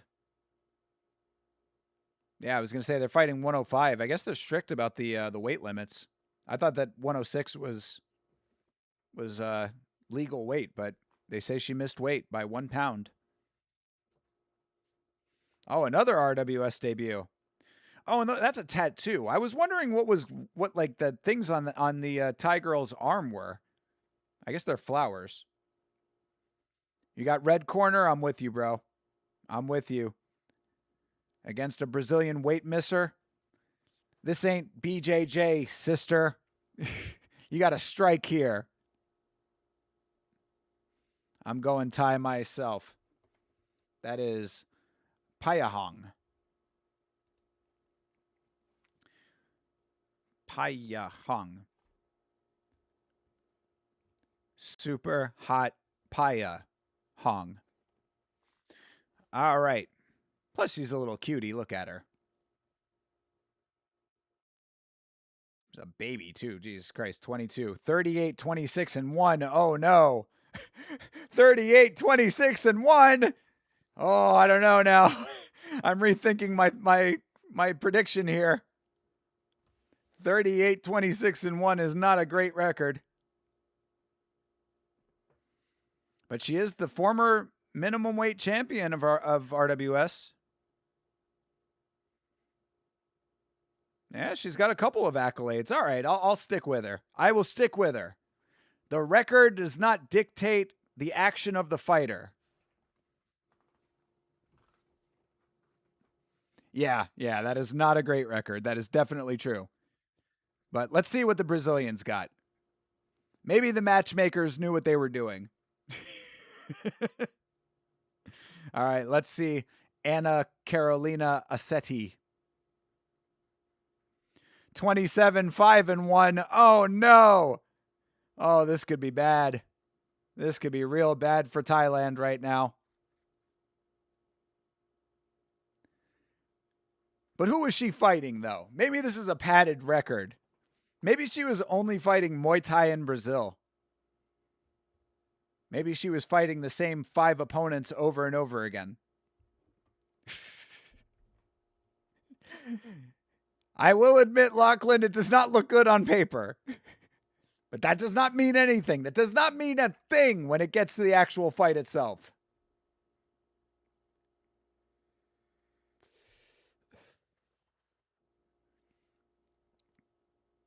Former attack fight champ. I mean, what an accolade. Attack fight. I'm okay with that for an organization name. All right, well, fight is underway. Kick connection there for, ooh, okay. Payahong getting a little aggressive. Exactly. You don't want to fuck with the former attack fight champ. She could either attack or fight you at any given time. You don't know. Neither of which are something that you want. Ooh, nice step into elbow for Payahong. Thai girl's hiding a dump truck back there. Is she really? Yeah, maybe. A little shelf going on, perhaps. Ooh, nice connection. Looking good so far. That was a nice kick that landed for Anna Assetti. Already a little bit of redness under Anna's eye. Oof, nice teep lands for Payahong. But Anna backing her down. Nice combo. Ooh, nice extended combo from Payahong. Hell yeah. Forced Anna to clinch up. Very nice.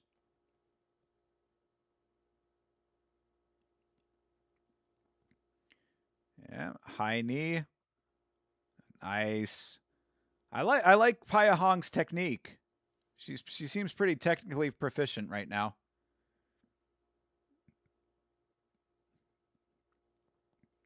Land something big to end the round. Oh, see, she doesn't. That allowed Anna to have the opening to land some decent knees of her own here. It's not a great way to end the round for Payahong. And there's the end of the round. I don't know. We'll see what the judges say. I don't know. Anna might have stole that round at the very end there. Which really comes from Payahong's lack of activity at the end there. I don't know what she was waiting for. I was like, if she had landed something nice and significant at the end of that round, it would have been a pretty clear round for her. Yeah, she landed that nice head kick up top early. That beautiful extended combination. But then Anna comes back and gets those nice knees in the clinch. I don't know. We'll see what the judges say. Let's see what the judges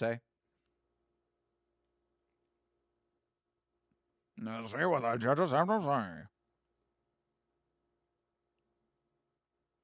All right, they gave it to Payahong. I'm not mad at that.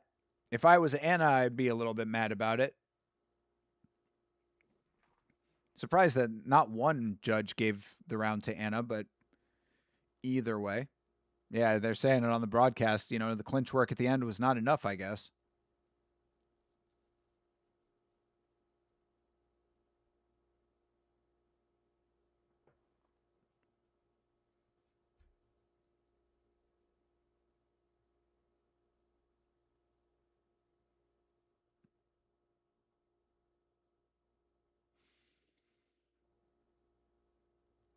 Is her nickname the Swamp Queen or the Swarm Queen?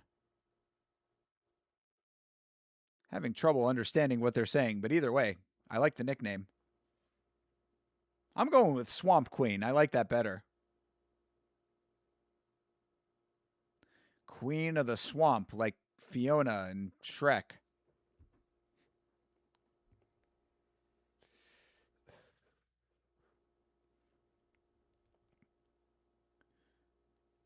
All right. It is time for round number 2.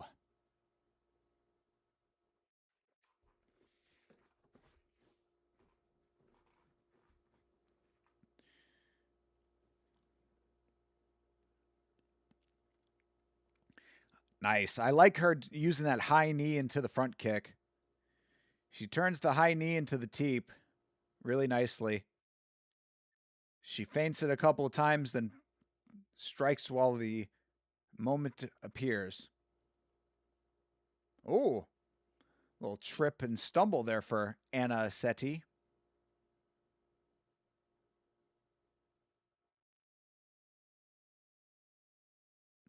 Oh, yeah, Payahan going for the level changed elbow there. Did not get all of it, but I like the move. Getting creative.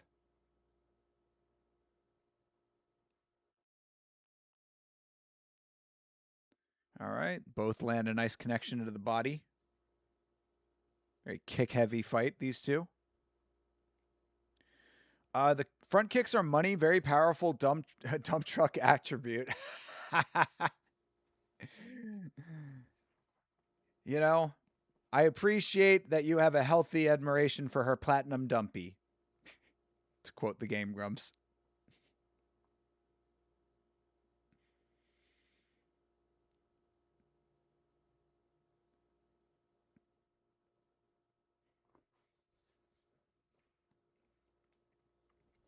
Oof, a couple nice kicks land for Anna. Ooh, nice swarm knee there. She got into the clinch for it, but Anna making her pay. All right. Anna's keeping this fight competitive. I will give her credit. I don't know if she's winning this round, but she's certainly not out of this fight. Oh, whiffs on the spinning back fist. Does Paya Hung. All right. Hey, knee right there at the very end. Looked a little late, Paya Hung. Got to be careful.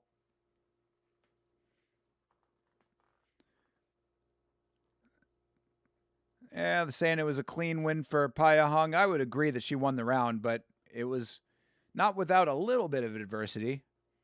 But yeah, Anna's going to be down 2 rounds if she takes this one. And then she's going to need a lady beanbag. When was the last time we saw a lady beanbag in RWS?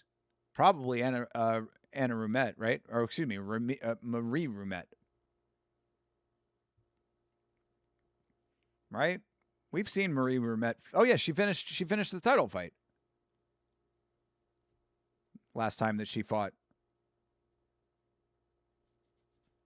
All right, Paya Hong takes rounds 1 and 2. She is up 2 rounds. Let's see if Anna Carolina Assetti, aka Pedrita, can turn the tides here.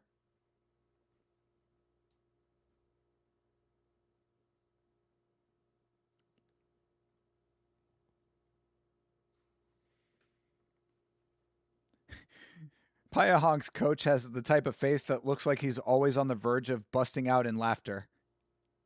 Looks like he's holding back laughter every time he talks. Jesus. Anna's corner is going nuts.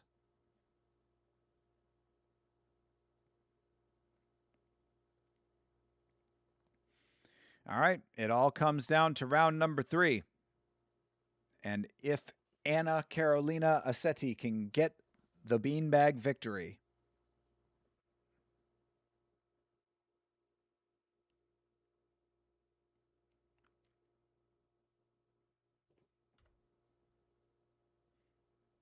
All right, fight is underway.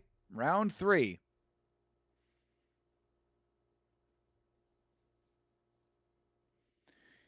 Yeah, that's nice front kick. Oh, geez, another nice kick. Working the body with those kicks. Ooh, spinning side kick for Paya Hong. She's getting creative.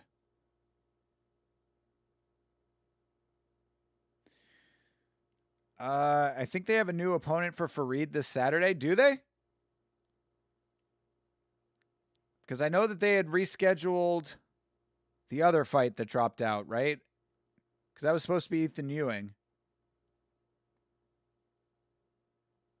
Who's the other one that dropped out? Ode Osborne dropped out of a fight.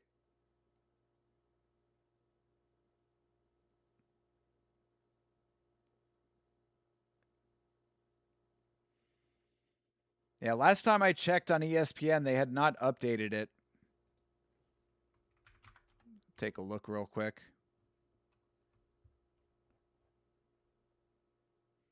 Yeah, they still have Ethan Ewing on there. And then Cody Durden is fighting Alessandro Costa. That's the replacement for Ode. John Garza? Okay, interesting. Well, there's your lock of the card, Farid Basharat, amazingly. Unless John Garza is just some killer who's going to come in here and make light work of Farid, considering that, you know, he is light workable.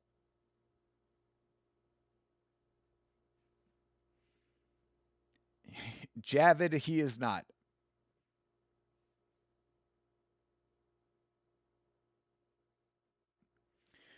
He looks good. He's 23-6-1. All right. I mean, fair enough. Again, if he's going to get a record, if he's going to get a victory off of his debut in the UFC, then you could do much worse than getting matched up with Farid Basharat.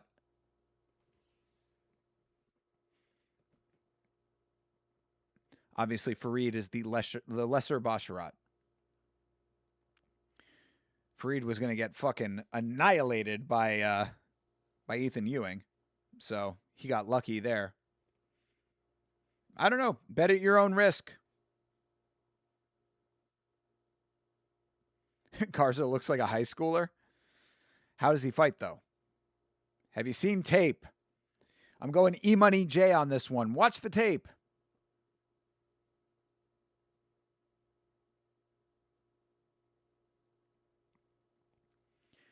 Nice question mark kick there from Paya Hong. I like Paya Hong. She did a good job in this fight. She looked good. Nice quality technique. I appreciate it. Especially she's young. She's 22 years old. She looks good for a 22-year-old. Even if the record did not look great.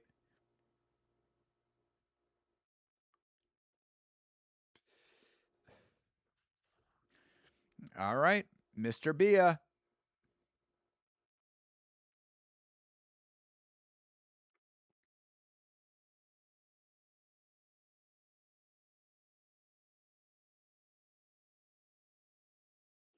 (30-27). They 30-27. My girl Anna Assetti.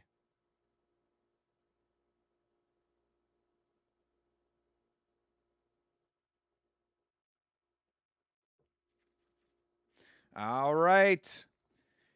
Paya Hong gets the job done. I love it. Nice fight. Good job for Paya Hong. I liked it a lot. Very nice technical fighting here. Good technical Thai boxing. I enjoyed it. All right. Well, that being said, we have 3 more fights, including our interim title fight coming up. So I think that this is a good spot for me to take my break, probably the only break of the stream. Of course, I will leave the feed going. So when I come back, the timer will be correct, and we will continue on. You know the drill, people. Leave me something funny to come back to in the chat. Make sure to like the stream. It's the homie thing to do. And I will BRB.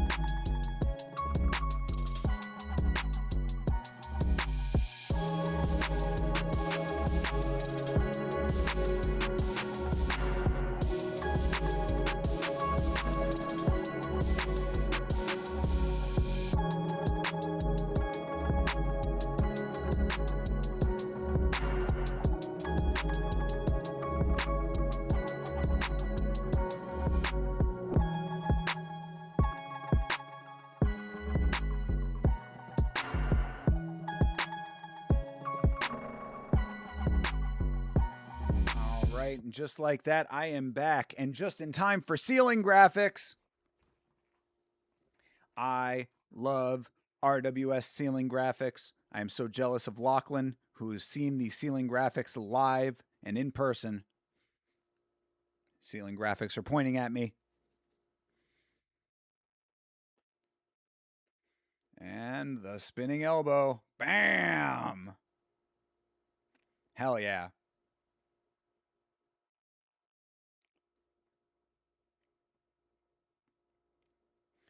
Elbow of the gods.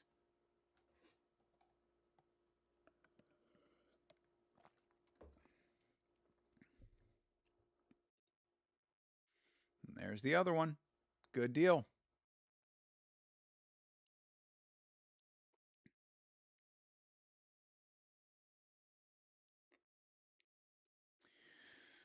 All right, well, get the headphones back on here.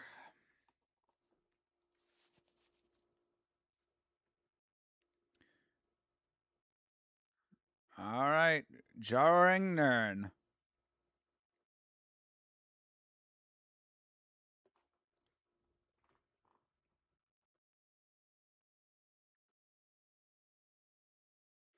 Oh, wow. So he's already fought the guy that he's fighting tonight. They went to a draw last time.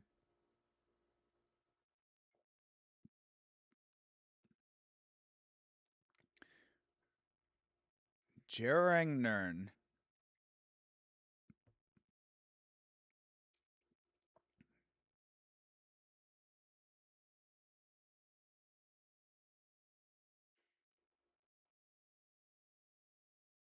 Yang Yan Lacau.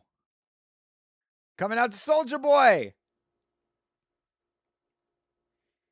Let's go. Have we seen this guy already, or just do multiple people walk out to Soldier Boy?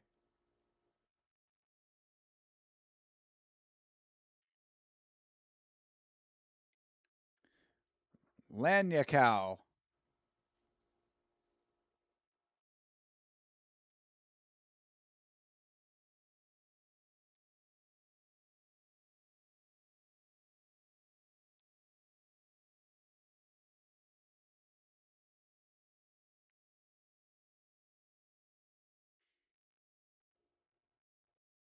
All right, let's get our dance on over here. I want to see somebody that uses Crank That Soldier Boy as their walkout song to incorporate the dance into their pre-fight dance. It's been so long since that song came out, I don't think a lot of people remember the Soldier Boy dance. You crank it like that, crank it like that. And then you do the little foot hop thing where you cross it and then you slap the one foot behind your back. I remember all of this.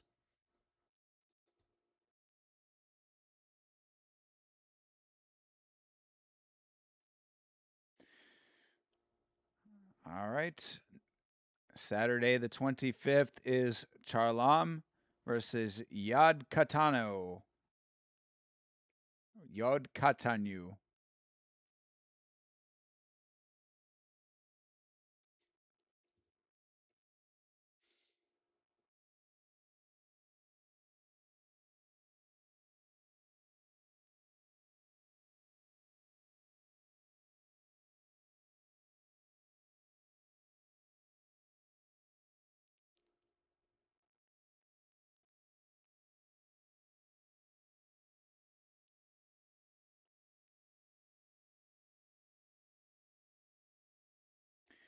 They're not even dancing. They're just walking around in a circle. I hate when that's the case.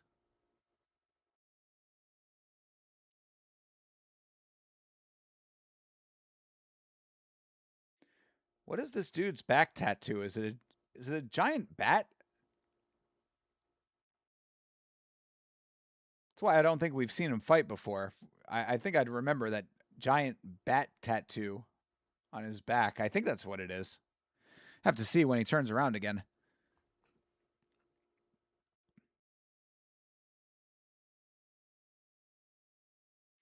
Hey, there's Jaro Ensuk.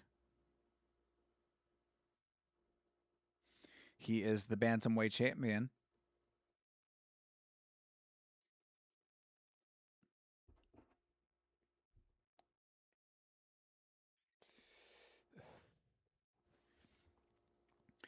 Yeah, the next fight is for the... Oh, it's a giant tiger, by the way.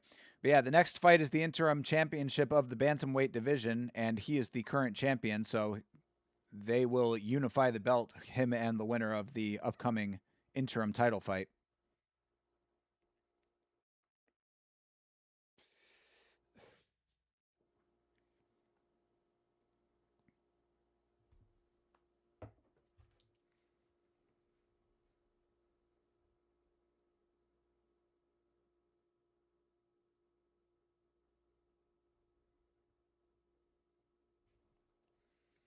All right, dance, dance, dance. He's dancing a little bit more now. I appreciate the effort.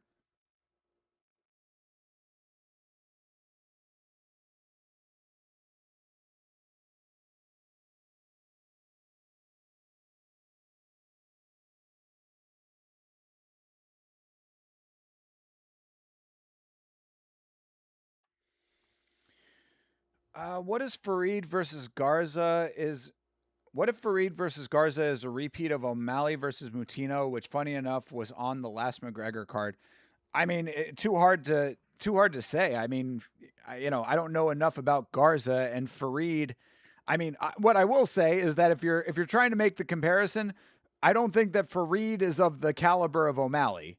So I don't know if Fareed has that in him.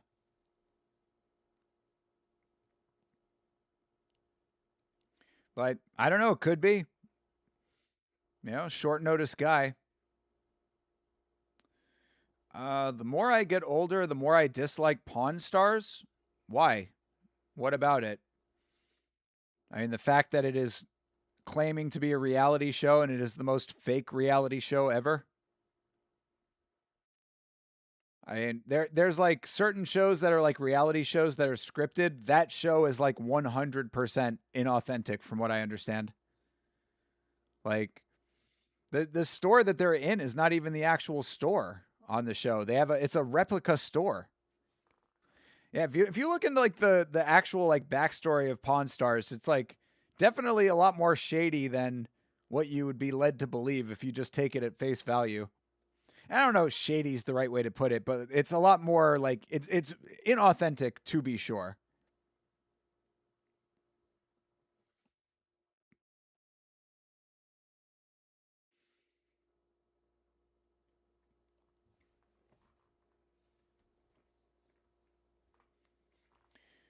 All right. This is the debut in RWS of Lanyakau. It makes sense, hindsight, but they were terrible to work with and just POSs. Yeah, I don't know enough about the actual people to know that, but it doesn't surprise me if that's true. Like, it would not be a complete shocker. All right, fight is underway. Lanyakau. He is fighting our dude, Jarengren.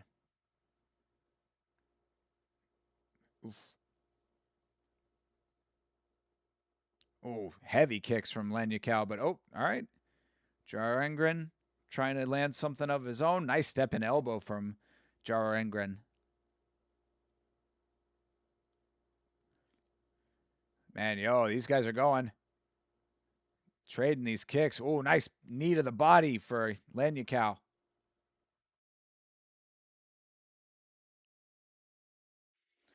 Teep lands for Jarengren. Nice low kicks. All right, little nut check there. Referee touches both dicks to make sure that they're still there. Front. Oh, switch jump knee from Jarengren.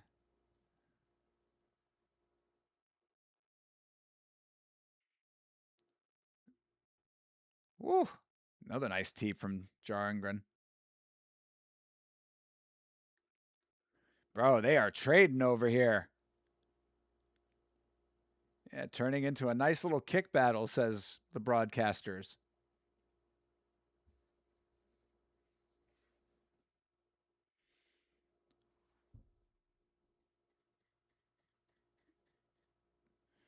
Yeah, I mean, it is just kicks back and forth in quick order. Lots of kicking going on. Nice knee by Jarengren.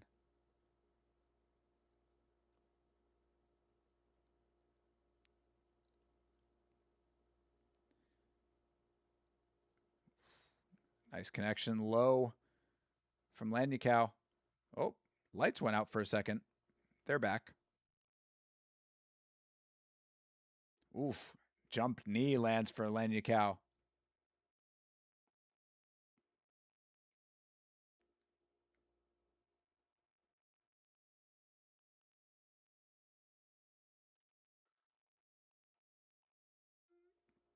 Oof.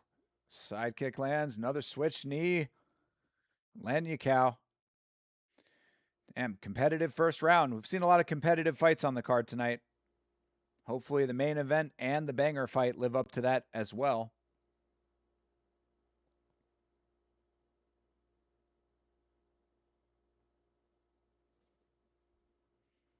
Oh, nice trip. Nice trip for Lanyakau.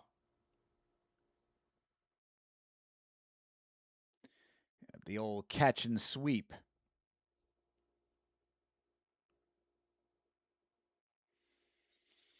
All right, that is the end of the round. Yeah, very minor clinch at the end. Other than that, they were at range striking.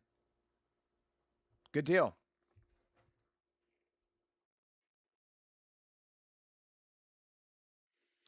So far, so good.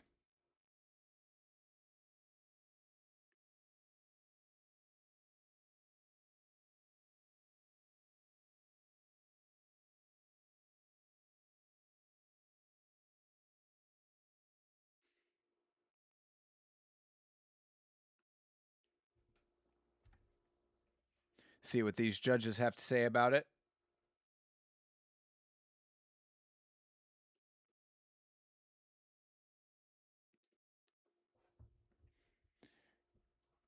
All I do is win, playing on the speakers in the stadium. Ooh, split decision. Two judges gave it to Jarengren, or excuse me, two judges gave it to Lanyakau and one gave it to Jarengren. All right, so Lanyakau winning round one by split. Yeah, interesting.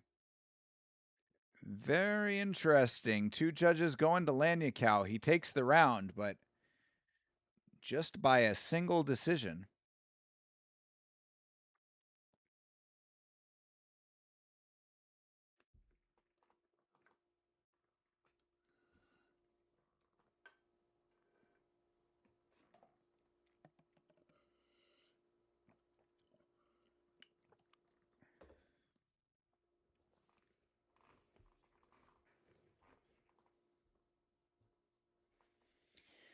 All right, 2 rounds do remain. See how we continue here.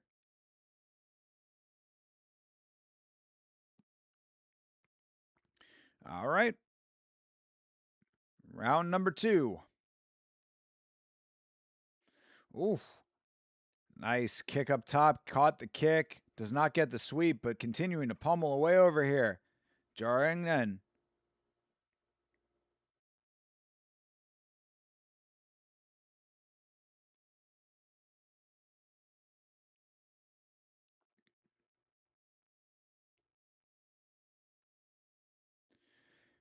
Jarring looking really good right now. Light on his feet. Lanyakao clinching him up to try to make him stationary for a little bit. Slow him down. Bro's bouncing all over the place. Sticking and moving. Nice spinning kick by Jangnan.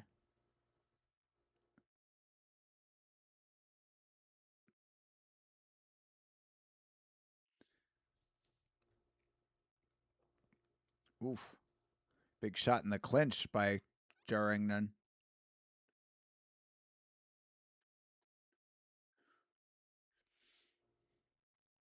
Oh, they go down. Takedown for Lanyakao.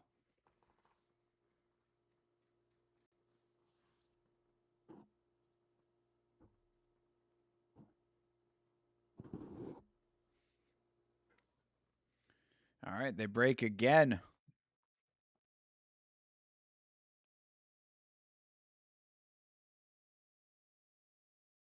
Oh, another takedown for Lanyakao.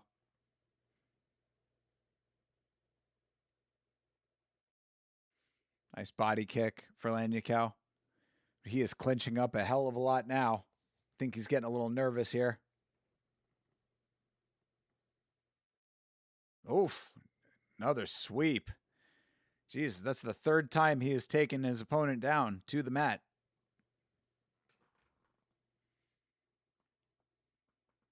Yeah, referee says no mas, brother. There's legitimately an entire fucking like corner kit in the ring right now. Anybody else noticing this? Look at that. There's like a big box in the ring right now. What if they go over to that corner?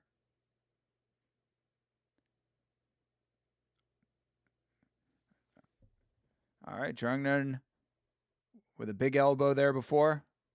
Referee breaks him up again. Yeah, there's like an entire outpost of shit back there. I mean, a lot of it is with the photographers, and that's fine, but still. I guess they're going to have to clean it up very quickly if the fight navigates to that corner.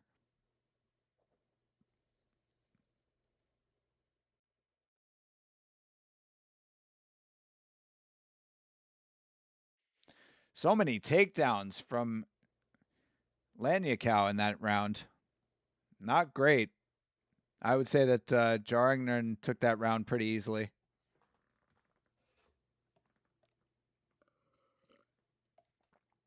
That's what I'm going with.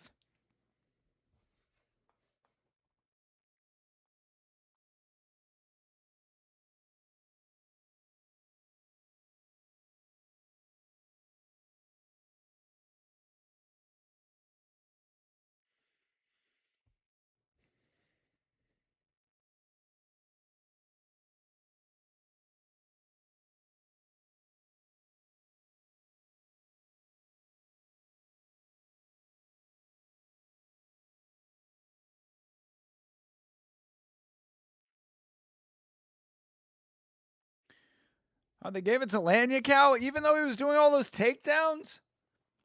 I don't know how you can score all of those for him when it's like, I don't know, man. I mean, like, the idea is not to take down your opponent. The idea is to strike your opponent. Takedowns should be incidental, but instead they are rewarded. So Lanyakao up 2 rounds on 2 of the judges' scorecards now.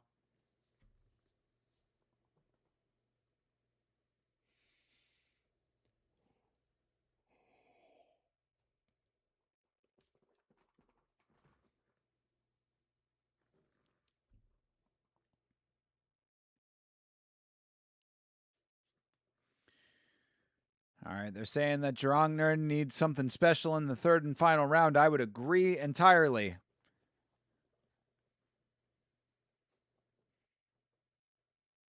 Yeah, see the referee saying, fucking knuckle up, dummy. Stop trying to take him down.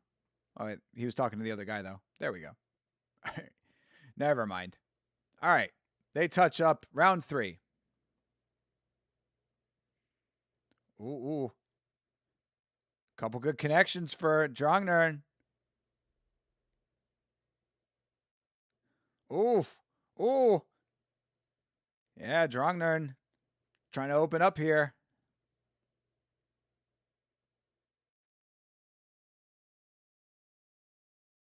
Ooh. Nice elbow from Lanyakau.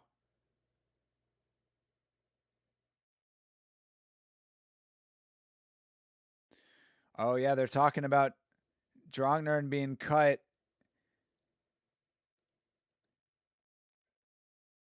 Oh, yeah. It does look like there's a little cut going on.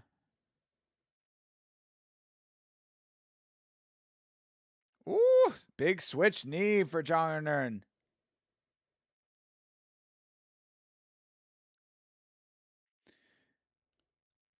Oh, maybe it is Lanyakau who's opened up. Nice step in elbow for Jongnern.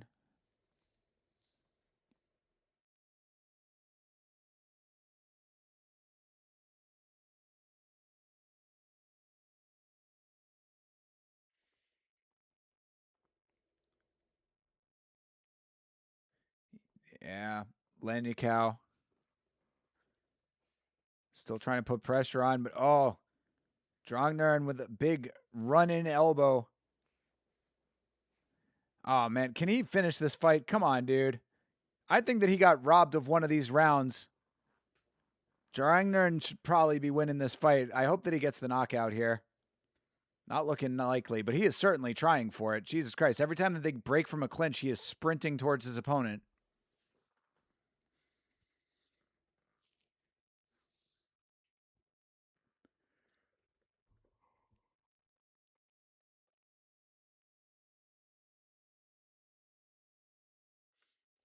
Yeah, Drogner getting aggressive over here, but you got to throw, bro. You can't yell at your opponent.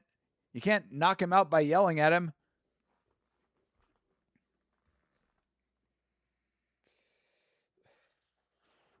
I appreciate these running attacks from Drogner.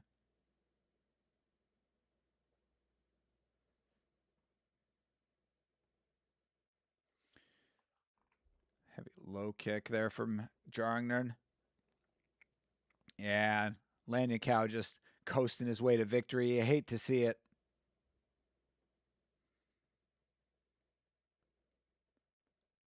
Oh, nice body shot. That was a solid connection.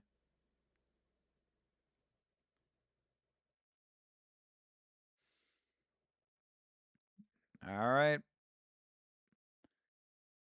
Oof, another big connection at the end there, but that is not going to be enough. Our dude Lanyakau taking the victory by a narrow margin, I would say. But 2 rounds up, he is the winner.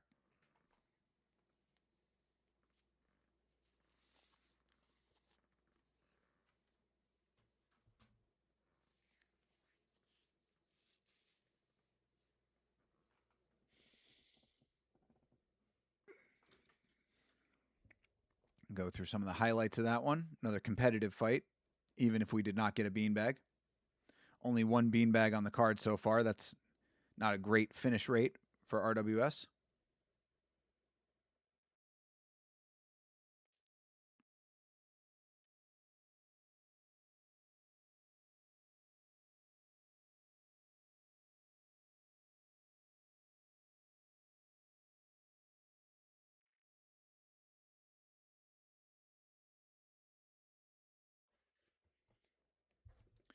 All right, we'll see what the judges have to say.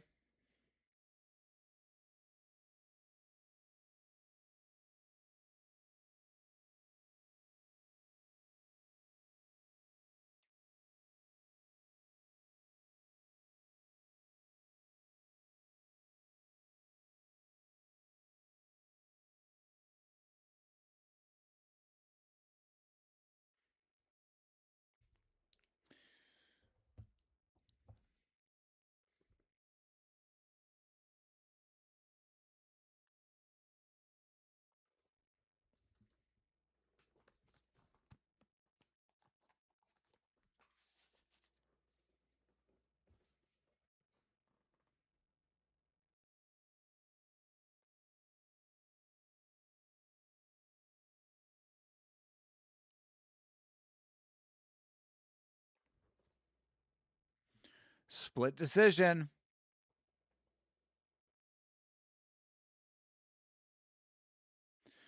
All right.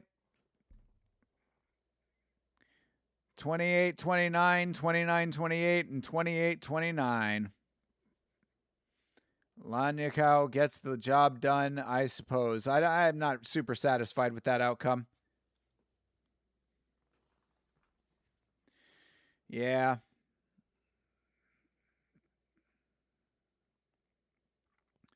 All right.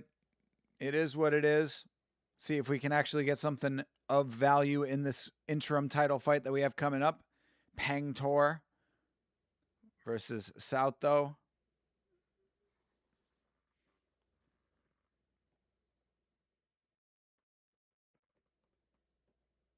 This dude was fighter of the year for that year that he had the belt. This former champion.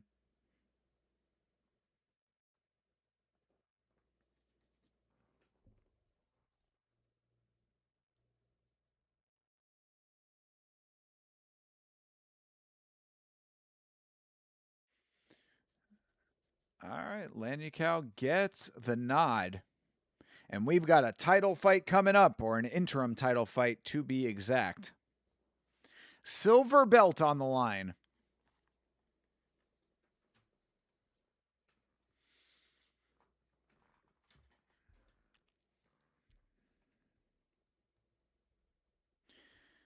As always, I appreciate you guys being here with me for Muay Thai Sunday. If you've not done so already, please like the stream. It helps out. And hope everybody is enjoying the World Cup if you are still watching.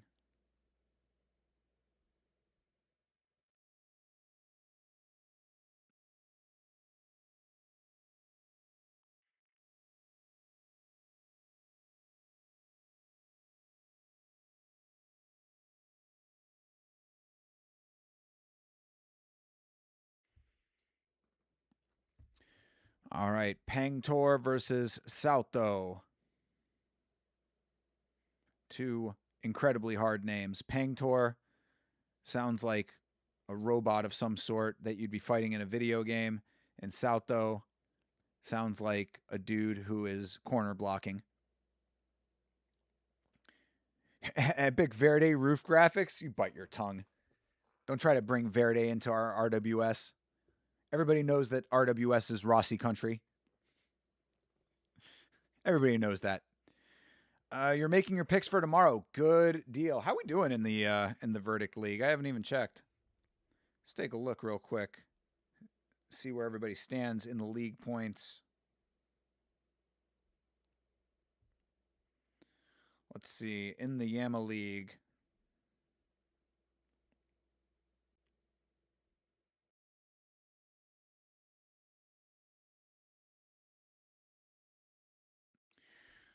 So currently, this is a new season. Oh, no, never mind. My bad. Sorry. All right, so currently the standings for the Yama Verdict League. Lachlan is in first place with 176 LP. That's league points. I myself, Yama Show, am in second place with 154. Lachlan's got a big lead on everybody. Chase Parton is nipping at my heels in third place with 150 league points. Hydra, a.k.a. Giuseppe, is in fourth place with 144. He is tied with CTE for that position in fourth and fifth at 144 points. Didgeridoo Dave is in sixth place with 80 points. Jeremy is in seventh place with 34 points. Dino Bam Bam of the 10-7 MMA is in eighth place with 30 points. And Bleeding Edge is in ninth place with 11 points. Pangtor sounds like a dinosaur. Yeah, he sounds like a Reptar from Rugrats. Pangtor versus Reptar. That would be like one of Reptar's enemies or something. Like his imitation Mothra or something. But of course, these two have already fought, and their last fight was a draw. And I think that they fought once before that. So this is uh, one to 1 to 1 to 1.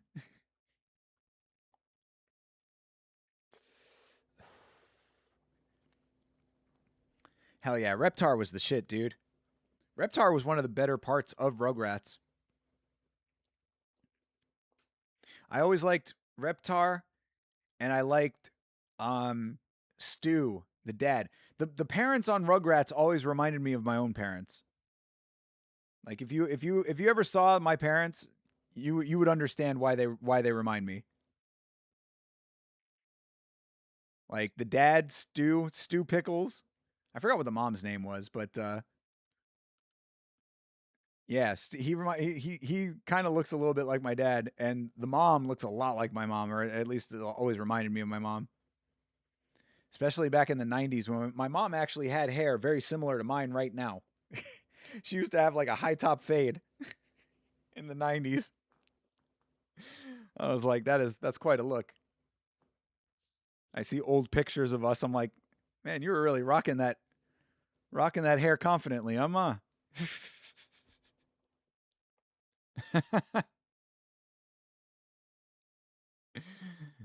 Hell yeah, Tommy Pickles and his little brother Dill Pickles.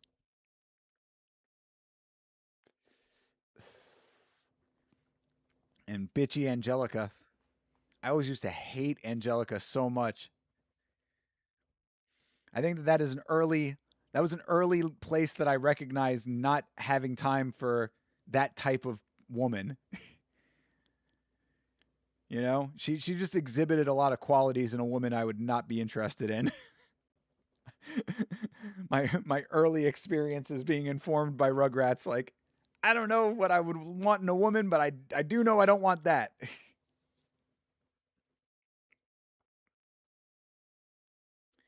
All right, we are getting into our interim title fight here. Lighting show on point as ever in Rajadamnern Stadium. Look at this. Look at this intro.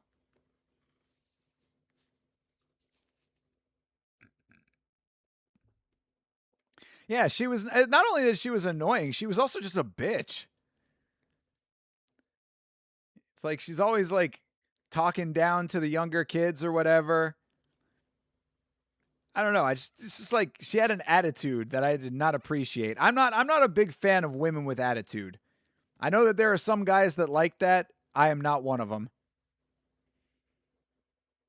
I'll always remember the that Nelly line from "If You Want to Ride with Me" or whatever that song was, where he's like, he said something like, "You can be 5'2" with an attitude, acting real cocky, acting real rude," and I was like, "Not with me, you can't." Yeah, well, I mean, I think that was the point, right? Is that she wasn't that much older, but she was like perceiving herself to be older and wiser when she really wasn't. So I understood that aspect of it, but I just still didn't like it. Stop being a bitch.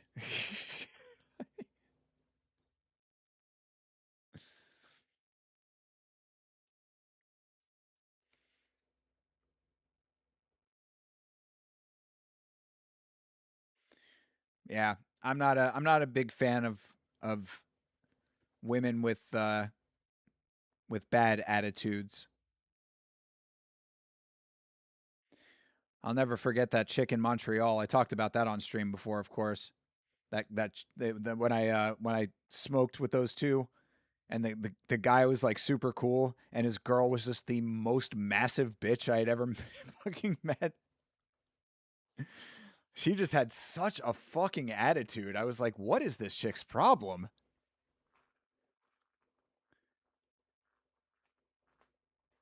So yeah, was not feeling that.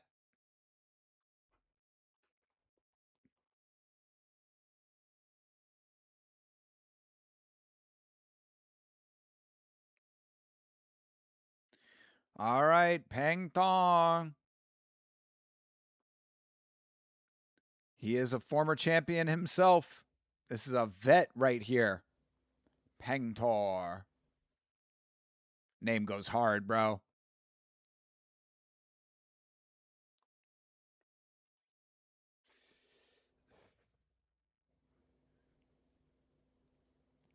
This is his 4th title fight. Holy shit.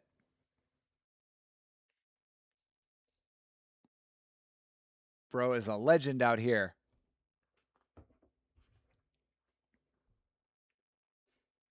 All right, Pangtor the Butcher versus Saotho.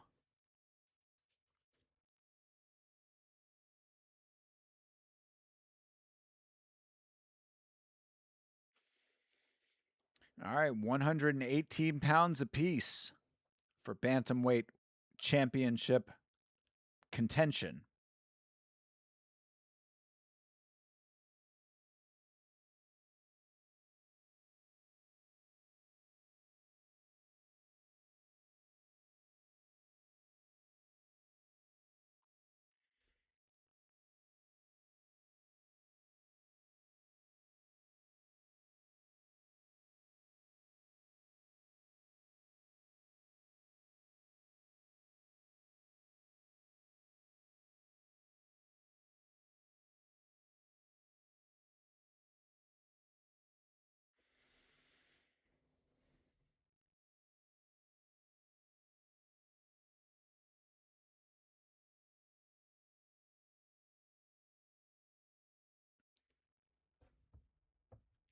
All right, of course, the winner gets 150,000 baht. Knockouts, 200,000 baht. And of course, the Fighter Spirit Award, the greatest of all awards in RWS, 100,000 baht. Exhibit fighter spirit. You would think that if you are in a title fight, that you would exhibit fighter spirit. But we've seen many times where the Fighter Spirit Award has not been given out.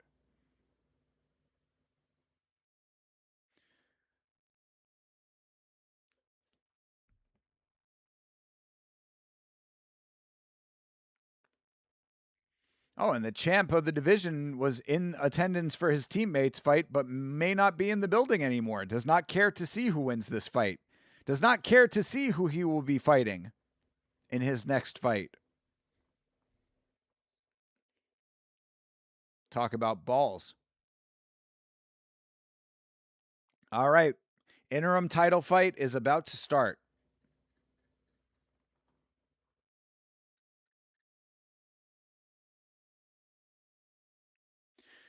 All right.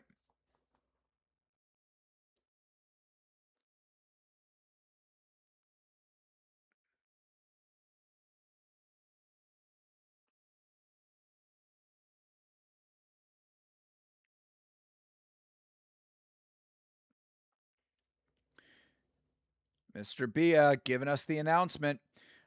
Just got off early. Is this the main or the banger fight? This is the main event, sir. Yes, this is the main event. This is the interim bantamweight title fight, and the banger fight is to follow. Congratulations on getting off early. Must be like Christmas for you in that in the medical field. Yes, we got the interim bantamweight title fight now, and then after that will be the banger fight. And Q Payak is fighting Jiang Ronglong in that banger fight. I believe we got Thailand versus China in the banger fight, I believe. All right, this is Muay Thai, and this is Raja Damnern.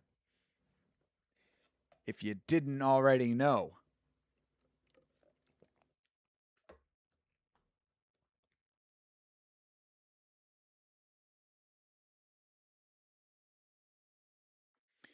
This is 5 rounds Muay Thai.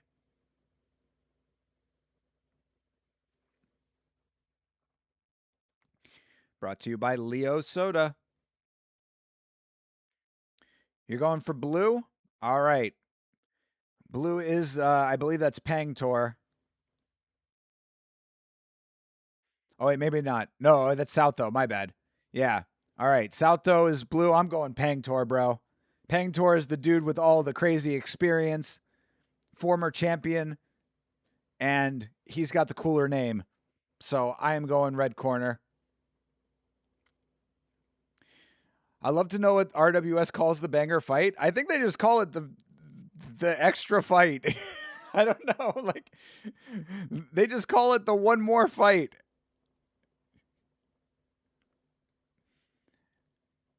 It does have a name. I think it does have a name. I think it might just be the featured bout.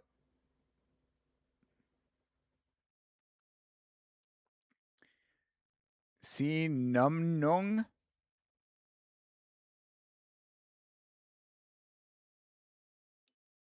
Is that a fighter?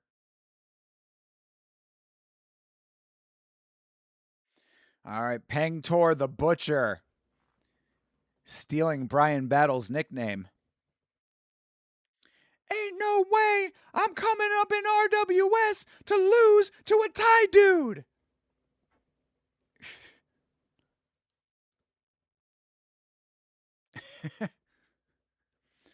All right, Pangtor the Butcher. Shit goes hard. Let's go, Pangtor.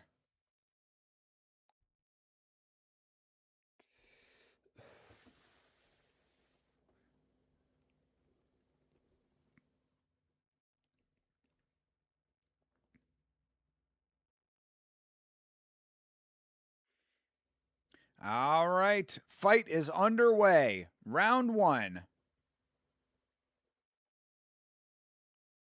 Yeah, I have no idea.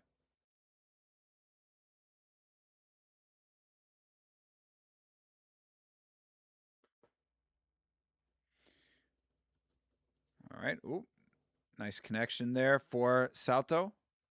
Saotho kicks, lands on the arm. Kick caught by Pangtor. Shrugs that away. All right.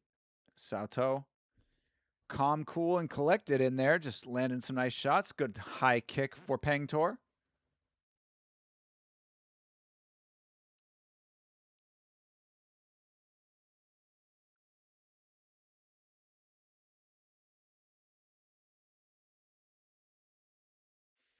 Both these guys just standing right in front of each other throwing here. Ah, it's supposed to be blue and Thai. Okay, got you. Got you, got you. Good to know. Red is Si Dang. All right.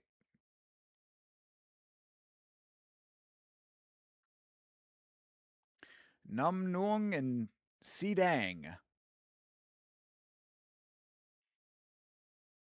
Oh, blue is Si Fa. Getting conflicting information now.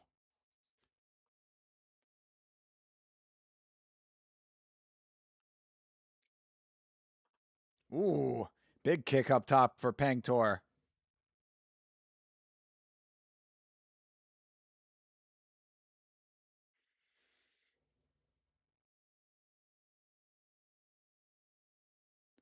Ooh, good connection there. Saotho. It's changed since 2000. I guess maybe they updated the dialect.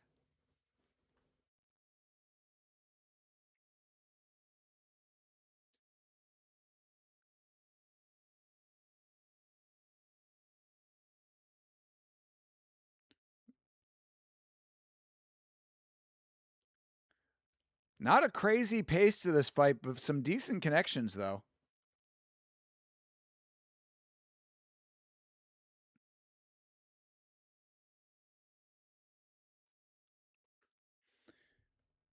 Yeah, a couple teeps landing for Saotho. Ooh, solid connections at the end of the round for Pangtor.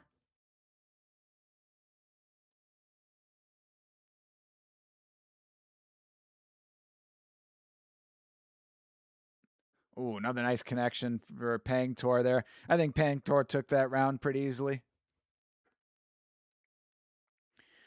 Blue was very hard to say for Westerners. We could not get our tongue around it.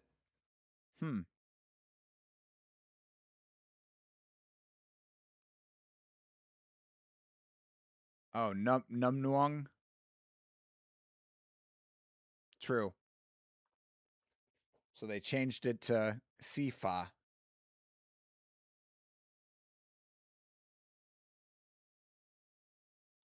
Very interesting. Yeah, some nice connections for Pangtor there. I'd say that he took that round. Be very surprising to me if he did not.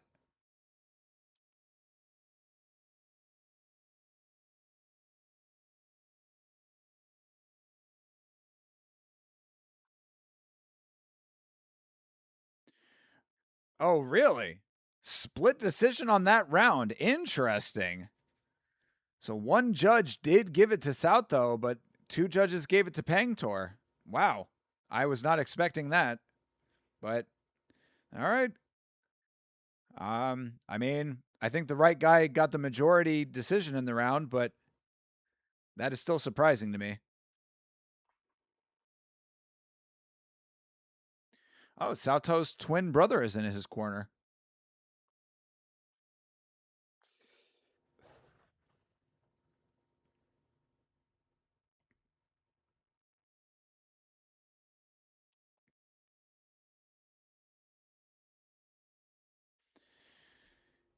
All right, round 2 coming up. DMX playing in the stadium.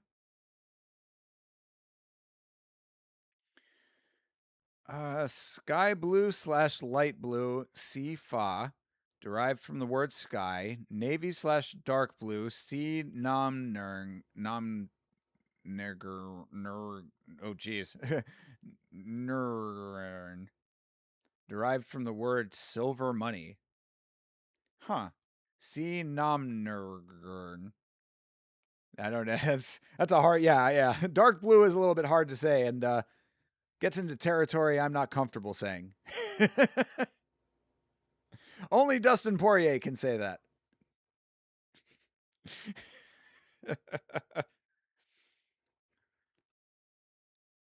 Woo. Oh, they're throwing now. They're letting it go in round 2. Round 1 was a warm-up round. Saotho starting to unload a little bit.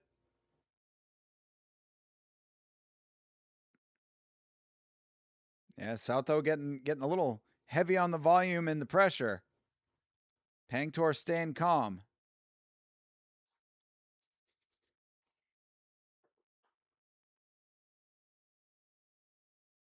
Oh, nice knee for Pangtor.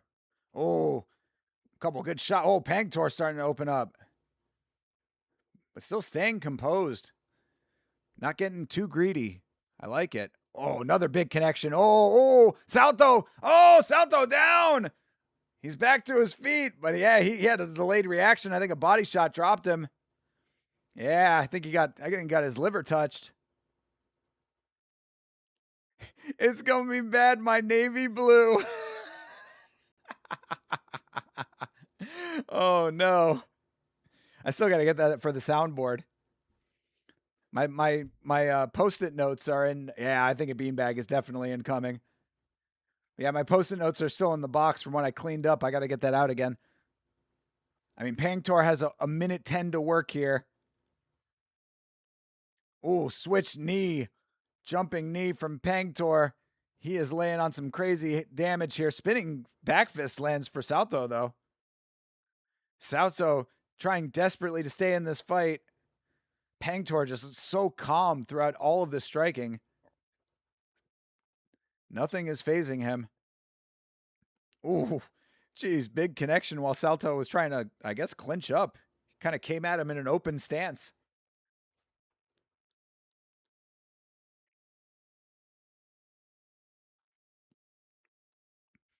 Yeah, Saotho, a tough guy, man. Lesser men would have crumbled when he was already down, but he is somehow still in this fight. But there are 3 more rounds to go after this. Oh, never mind. That's a beanbag. That is a beanbag. Oh, that boy got a beanbag. Ooh, that's a beanbag. That is indeed a beanbag. Damn, Saotho tried to stay in it as long as he could. He is still out. Bro is out cold. What was that? Hollyland linking? What was that? Their uplink wasn't working for a second there. That was an interesting tech issue, but oh well. Good Lord. Pangtor. He Pangtor through his opponent. Yo, for real, Neverland is right, bro. They're having to stand Saotho up, putting his hands above his head to try to revive him. Show me the replay. That was crazy. I think his coach is wearing a Nightmare on Elm Street shirt.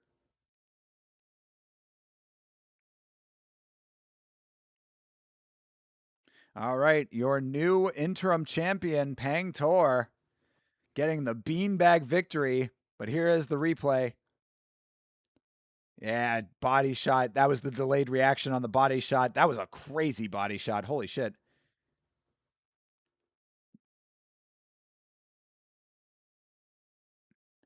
Oh, yeah, no, it was just another liver shot. I thought it was a shot to that. Damn, he just worked his body to the point that he shut him down.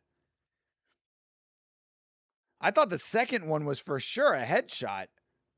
But no, it was just another body shot. Jeez, oh man, you see the way that his body rippled? That was a crazy connection. He was guarding too. He got that around the elbow. Wow, that is wild, dude. Shut him the fuck down. Touched the liver more than once, dude. There's no coming back from that. At least not for a good couple of minutes.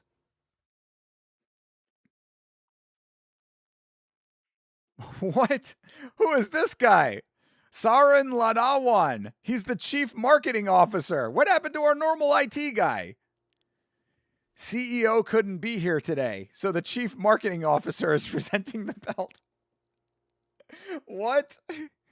The entire front office of RWS is a bunch of dudes who all look like they sit behind computers all day. I guarantee you that this guy has coding experience.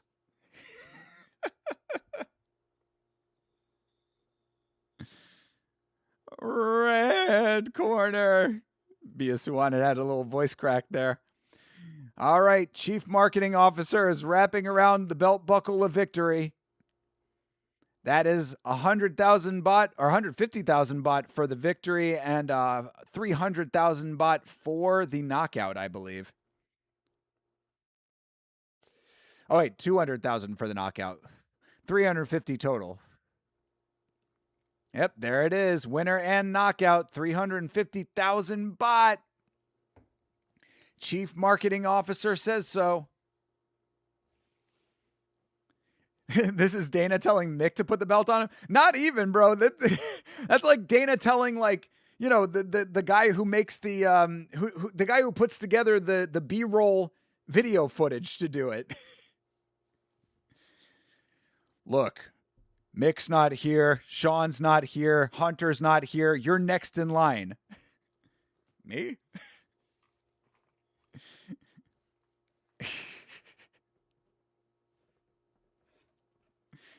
I wonder who is the chief marketing officer for Dave Shaw? Is that who it is?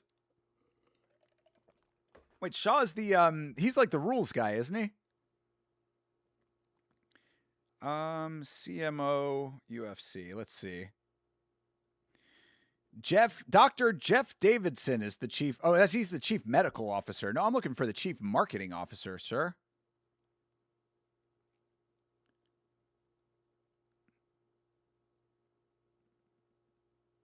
Chief marketing, Brian Johnston.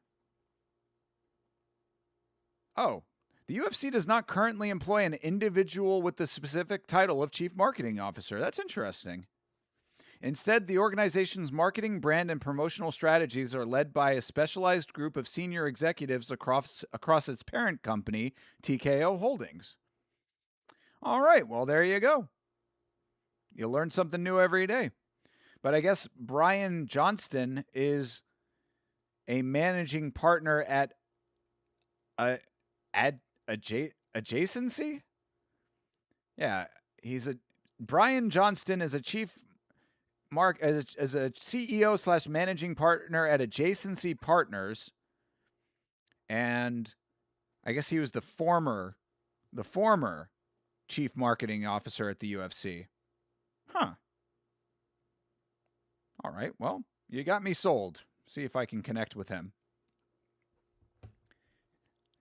That's the Dana for the East. I like it. Look how happy he is to be there, presenting that belt. Bro probably has an office inside of Rajadamnern Stadium. They had to pull him out from the back. Bro, somebody's got to give that belt. Get in there. Put your glasses on and get in that ring. All right. Q Payak versus Jing Ronglong. China versus Thailand in the main event in the banger fight. The main event already passed. This is the banger fight. Yeah, they don't really have a name for it. Oh, Dave does the post-fight pressers when it's in a country Dana didn't want to fly to. Excuse me, yes. But yeah, what's his actual title, though? Dave Shaw, UFC. He's the executive vice president and head of international and content. Oh, so yeah, I guess you are right. Head of content. See if I can connect with him. It takes me to LinkedIn and I just connect with everybody. You know me and my LinkedIn. Yeah, David Shaw, executive vice president, head of international and content at UFC. How about that? Learning more about the structure of the UFC every day. Oh, Dance Cam! Dance Cam is back. We got the Goon Squad on our camera duty as always, finding all the baddies in the audience. Ladies. Yeah, nice work, Bleeding Edge. Aw, look at these happy people.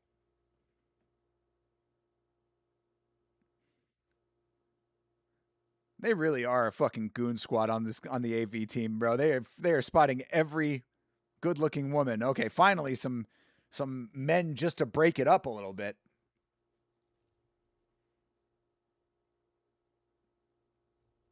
I mean, you know, there are lady Muay Thai fans out there. I'm sure that they would like to see gentlemen on the dance cam. I'm just trying to be equal opportunity over here. But trust, I do appreciate them spotting all of the attractive women in the crowd. It is certainly a skill in and of itself.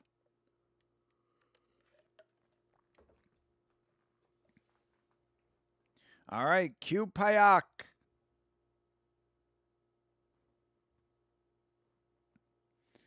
The 2019 Sports Authority of Thailand Fighter of the Year. That is quite a title for Q Payak.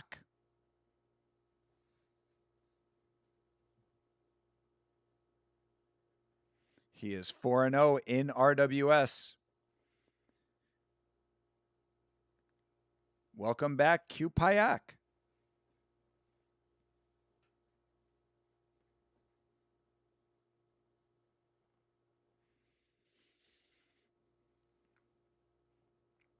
All right, Jiang Ronglong.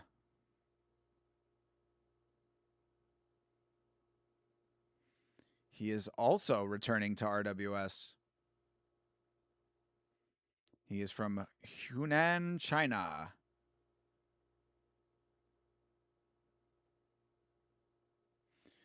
Big scream. Looks like he has Chinese writing tattooed on his chest. Am I wrong about that? He's got Chinese writing on his chest and he is from China. Do you think he knows what it means?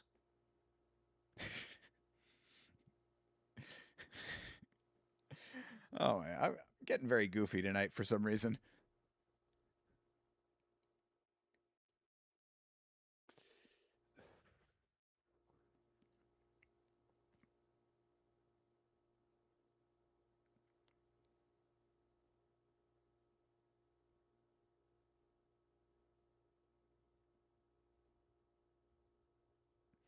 All right, Q Payak versus Jiang Ronglong. This is they just call it the final bout of the evening. They don't really have a name for the banger fight, but we know what it is. We have given it its title. RWS needs to take notes from Yama.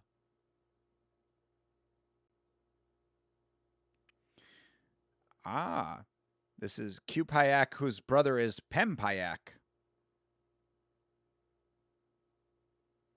Got that Forrest Whitaker eye situation going on there.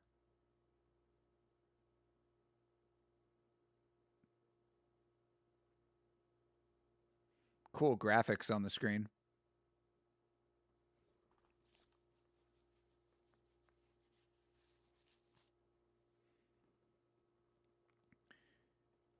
We know it's the sacrificial fight. It generally sometimes feels that way, but neither fighter is from Iran. So it's anybody's fight, perhaps. I will say that Rong Long looks, at least from the looks of it, seems like he might be much bigger.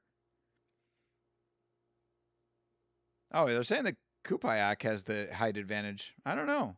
Didn't look like that, but we'll have to see him side by side.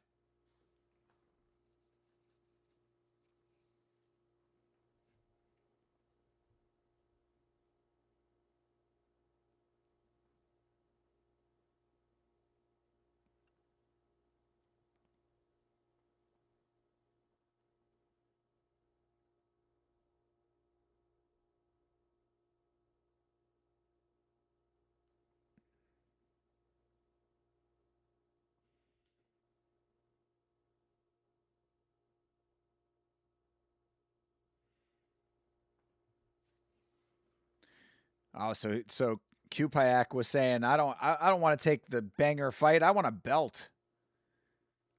Well, go in there and get a win in the banger fight, and maybe you'll be in the title contention, brother. You don't get to just ask for a belt. You have to earn it around here. Ain't like certain other promotions where you just walk into a title fight because people like you.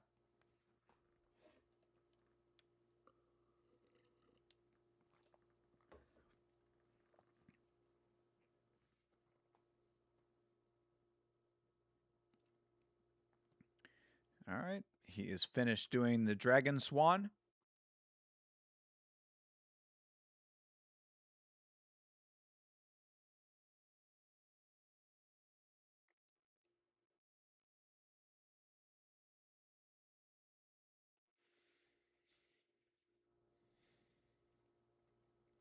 His opponent from China is not dancing in the slightest. Let's see if he goes for the taunt. Doesn't look like it.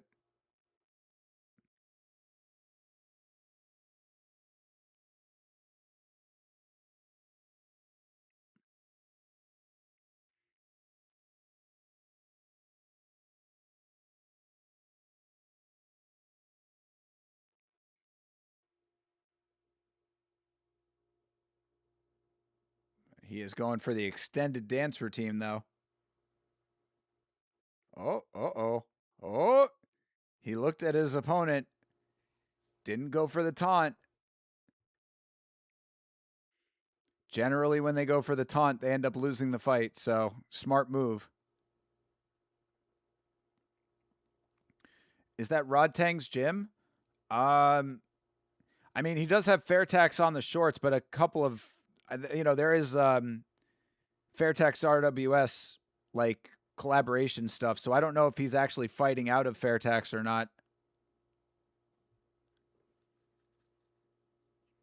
Could be, though. We have seen Rodtang at RWS before. He's got a win over Nabil? Holy shit. Damn, dude. I don't know. Kupayak might be a beast.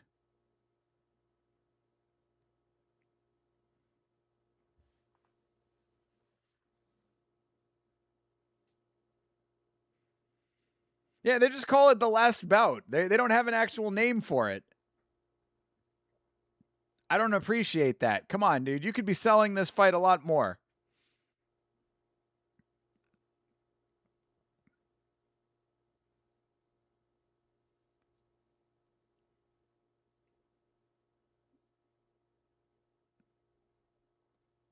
Oh, Jitmunong. Is it? Is that where they said he was fighting out of?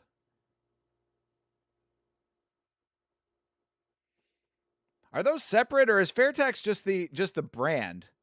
I thought Fairtex was his own gym.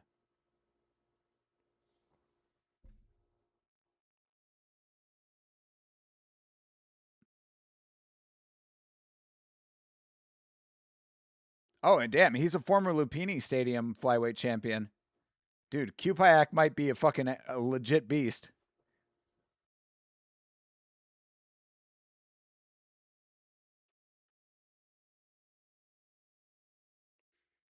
Yeah, they didn't say the gym name there. But yeah, I think you are correct that Jitmunong is connected with Rodtang. But yeah, I thought that Fairtex had its own gym too. That's why Stamp is Stamp Fairtex.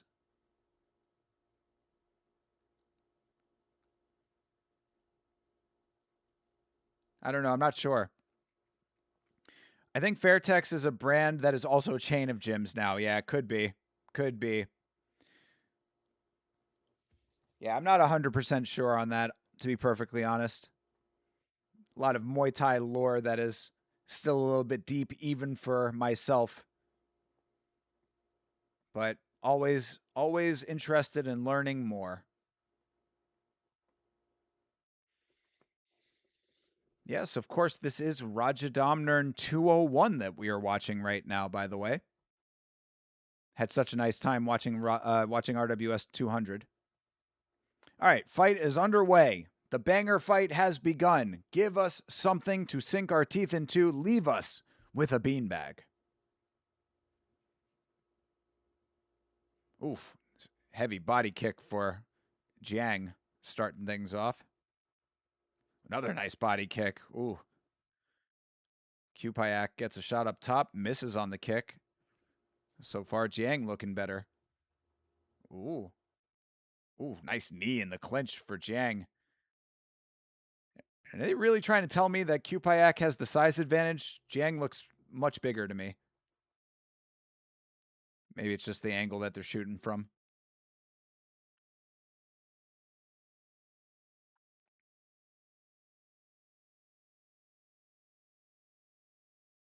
Ooh, jeez. Zhang Ronglong's kicks to the body are very heavy. He's putting a lot of power on those.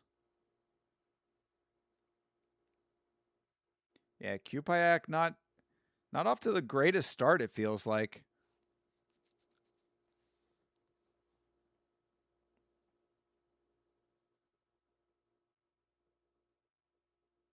He looks very jittery. Oof, jeez. How many of those body kicks can he take? Ronglong is oh my god, Teep sends him back into the ropes. This dude, Zhang Ronglong. Oof, jeez, just tosses him down. Holy shit, Zhang Ronglong is running this round right now. Kupayak is supposed to be a beast over here. What's going on? Oh, how the turntables have turntabled.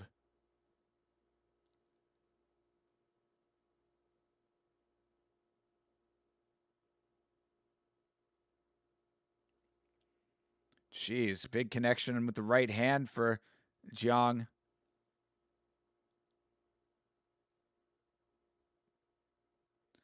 I mean, Kupayak just getting backed into the corner over here. Oh, geez, got lucky that Zhang Ronglong just slipped. Looked like a body shot affected Kupayak too.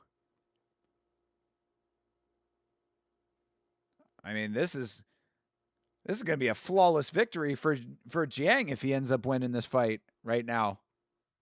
Kupayak is getting worked over here.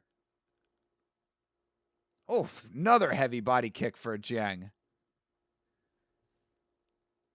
Jeez, these teeps are touching the midsection of Kupayak.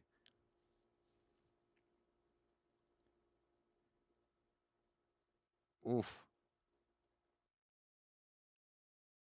Bro, these kicks are oh, you're not counting that as a drop? Holy shit. Are you that was a slip?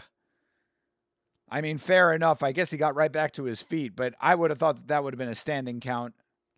Jesus Christ. Yo, Jiang Rong Long. I don't know. That might be a 10-8 round, man. I don't think the Kupayak did a fucking thing in that round.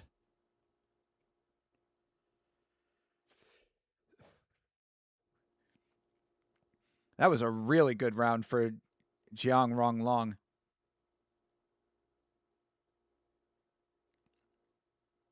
Yeah, kick up top. Body kicks were super on point. Look at that. Right under the elbow. Lands that one. I want to see the one that dropped him.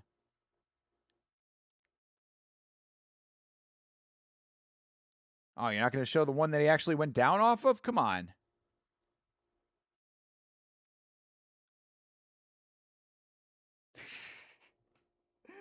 They're playing 2 Live Crew. They're playing 2 Live Crew in the fucking stadium right now, bro.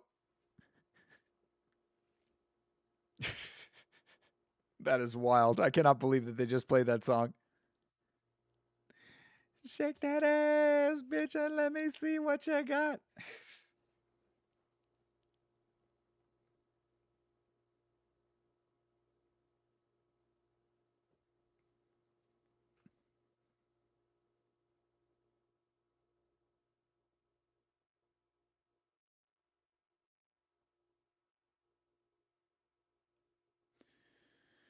All right, let's see what happens in round 2. It's a 3-round fight. Jiang Rong Long off to a great start.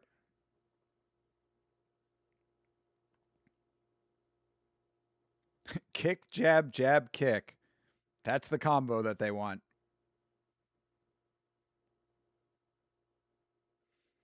All right, round 2. I guess there's no open scoring for the banger fight.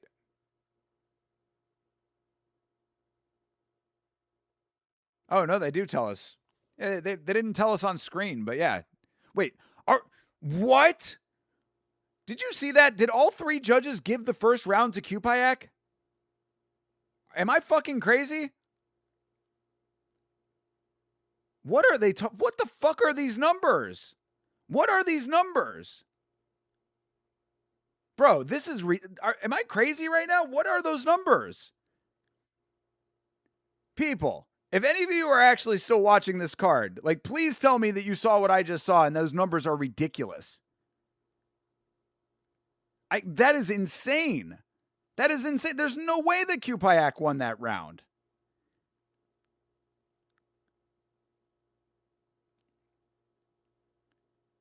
Jiang Rong Long was running that round. What the fuck are they talking about? I mean, Kupayak is starting to turn up now a little bit, but that is... I'm dumbfounded by that.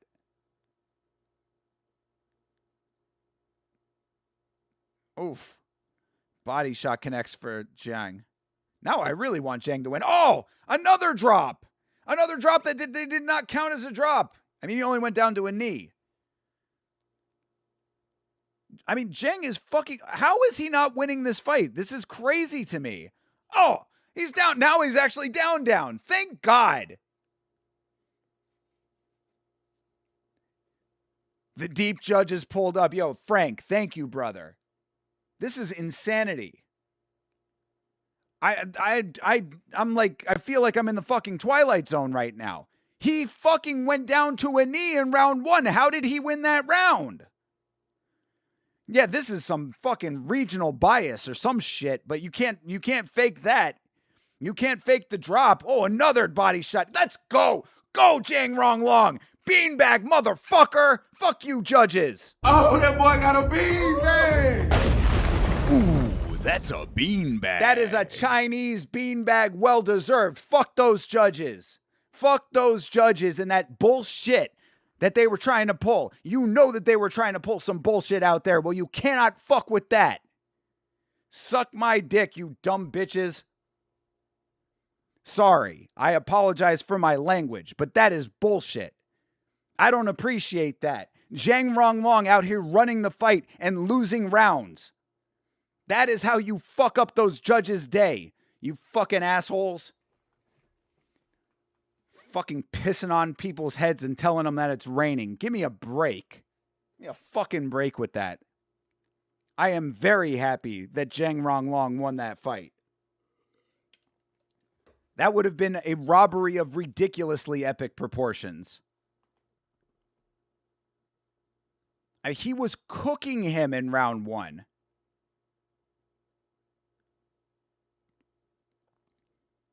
I mean, he was cooking him the entire fight, obviously, but round 1, he fucking annihilated him and they gave the round to Kupayak. Get the fuck out of here. Absolutely ridiculous. Absolutely ridiculous. I'm very, very happy that Jiang Ronglong won that fight because that is atrocious. Right on the belt line, too. Jeez. Sat him down right in the corner where he belonged after all that horse shit. I cannot believe that. I cannot believe that. Never leave in the hands of corruption. Yo, Bleeding Edge speaking the biggest of fucking facts over here. You are correct, sir. Yes. Jesus. Give me a fucking break, dude. What were they thinking?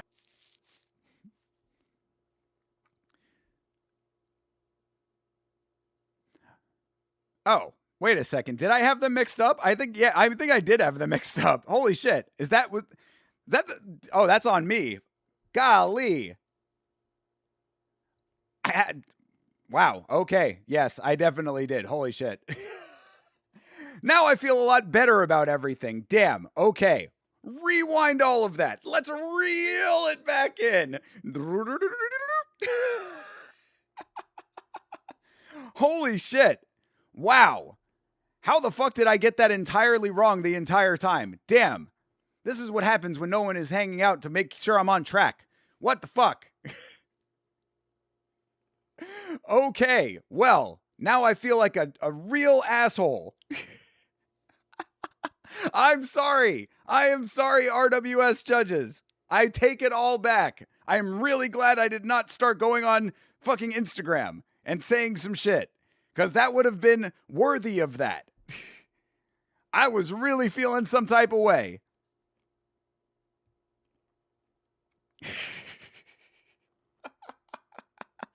Oh my God. Wow. Egg on my face. Okay, well, that happens. That does happen from time to time. I am not perfect, as much as I sometimes feel like I should be considered such. Shout out to Kupayak, who is a beast, as we thought. And yeah, I guess I had that completely and utterly mixed up. All right. What a fucking idiot I am. Okay, well, there you go. There you have it. Nobody clip. Nobody clip. Everybody's going to forget that this stream ever took place. All right. Well, you know, at the end of the day, I am very happy to be incorrect about that. How about that? I'm very happy that they actually were getting it correct. That is way more important than me getting it correct.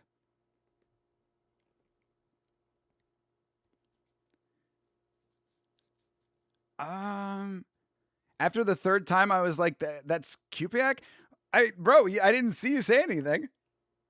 Everybody just sitting out here letting me hang out to dry. That's okay. That's okay. It's not your job. It's not your job to be correcting me when I am wrong. But it's okay. Like I said, I take it upon myself. I am much more happy that that they got it right. That's all I care about. I was upset that they were getting it wrong. If that is not the case, then everything is fine. I am more than happy to be an idiot. I am completely upfront and open about the fact that I am a fucking idiot. So, all right, there you have it. I was wrong. Kupayak is a beast. He won the fight. He got the knockout. He won the first round. All is right with the world. Yeah, I don't know where my wires got crossed there. Because, yeah, I legitimately had them completely mixed up. Because I was like, oh, yeah. I mean, they're saying that Kupayak has the size advantage, but I don't think that's the truth. I was like, yeah, no, I guess it was. Oh, well. You know, I do my best. Sometimes my best is not good enough. What can I say? But I appreciate you, Half Dead Frank, for letting me know my colossal fuck up. And I'm very glad that they got it right. So at the end of the day, all is well. All is right with the world, and all is right with RWS. Because in a general sense, I think that RWS does pretty decent, but there have been certain times where we've seen a little bit of bias slip in there. So I am glad that that is the case. And I'm glad that all of you guys hung out with me for this one, because this was a fun one. So thank you for that. That is going to bring us to the end of the broadcast, and thus the end of the stream. So again, shout out to QPyac, and glad that we got that figured out. Again, thank you guys for being here. Yamashow.com for all of your merchandise needs. Get yourself something nice. Feel free to get some stickers, and you can write, this guy is an idiot on it. You can post those up. Let people know just how dumb I am. Monday, tomorrow, is the podcast. Myself and Chase Parton will be breaking down each and every fight from the upcoming UFC 329, the return of Conor McGregor.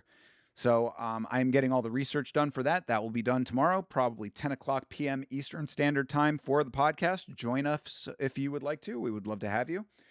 The new computer, of course, is here. So more content is going to be cooked up as new things happen in the sport, hopefully coming out a lot quicker, and hopefully some more different interesting types of content. I'm working on some other new ideas. So always keep an eye on the channel for all of that. Again, I appreciate you guys for hanging out for this one. Thank you for making it another fun installment of Muay Thai Sundays. Till I see you next time, everybody, you have a great rest of your night, a great rest of your weekend, and as always, fight on.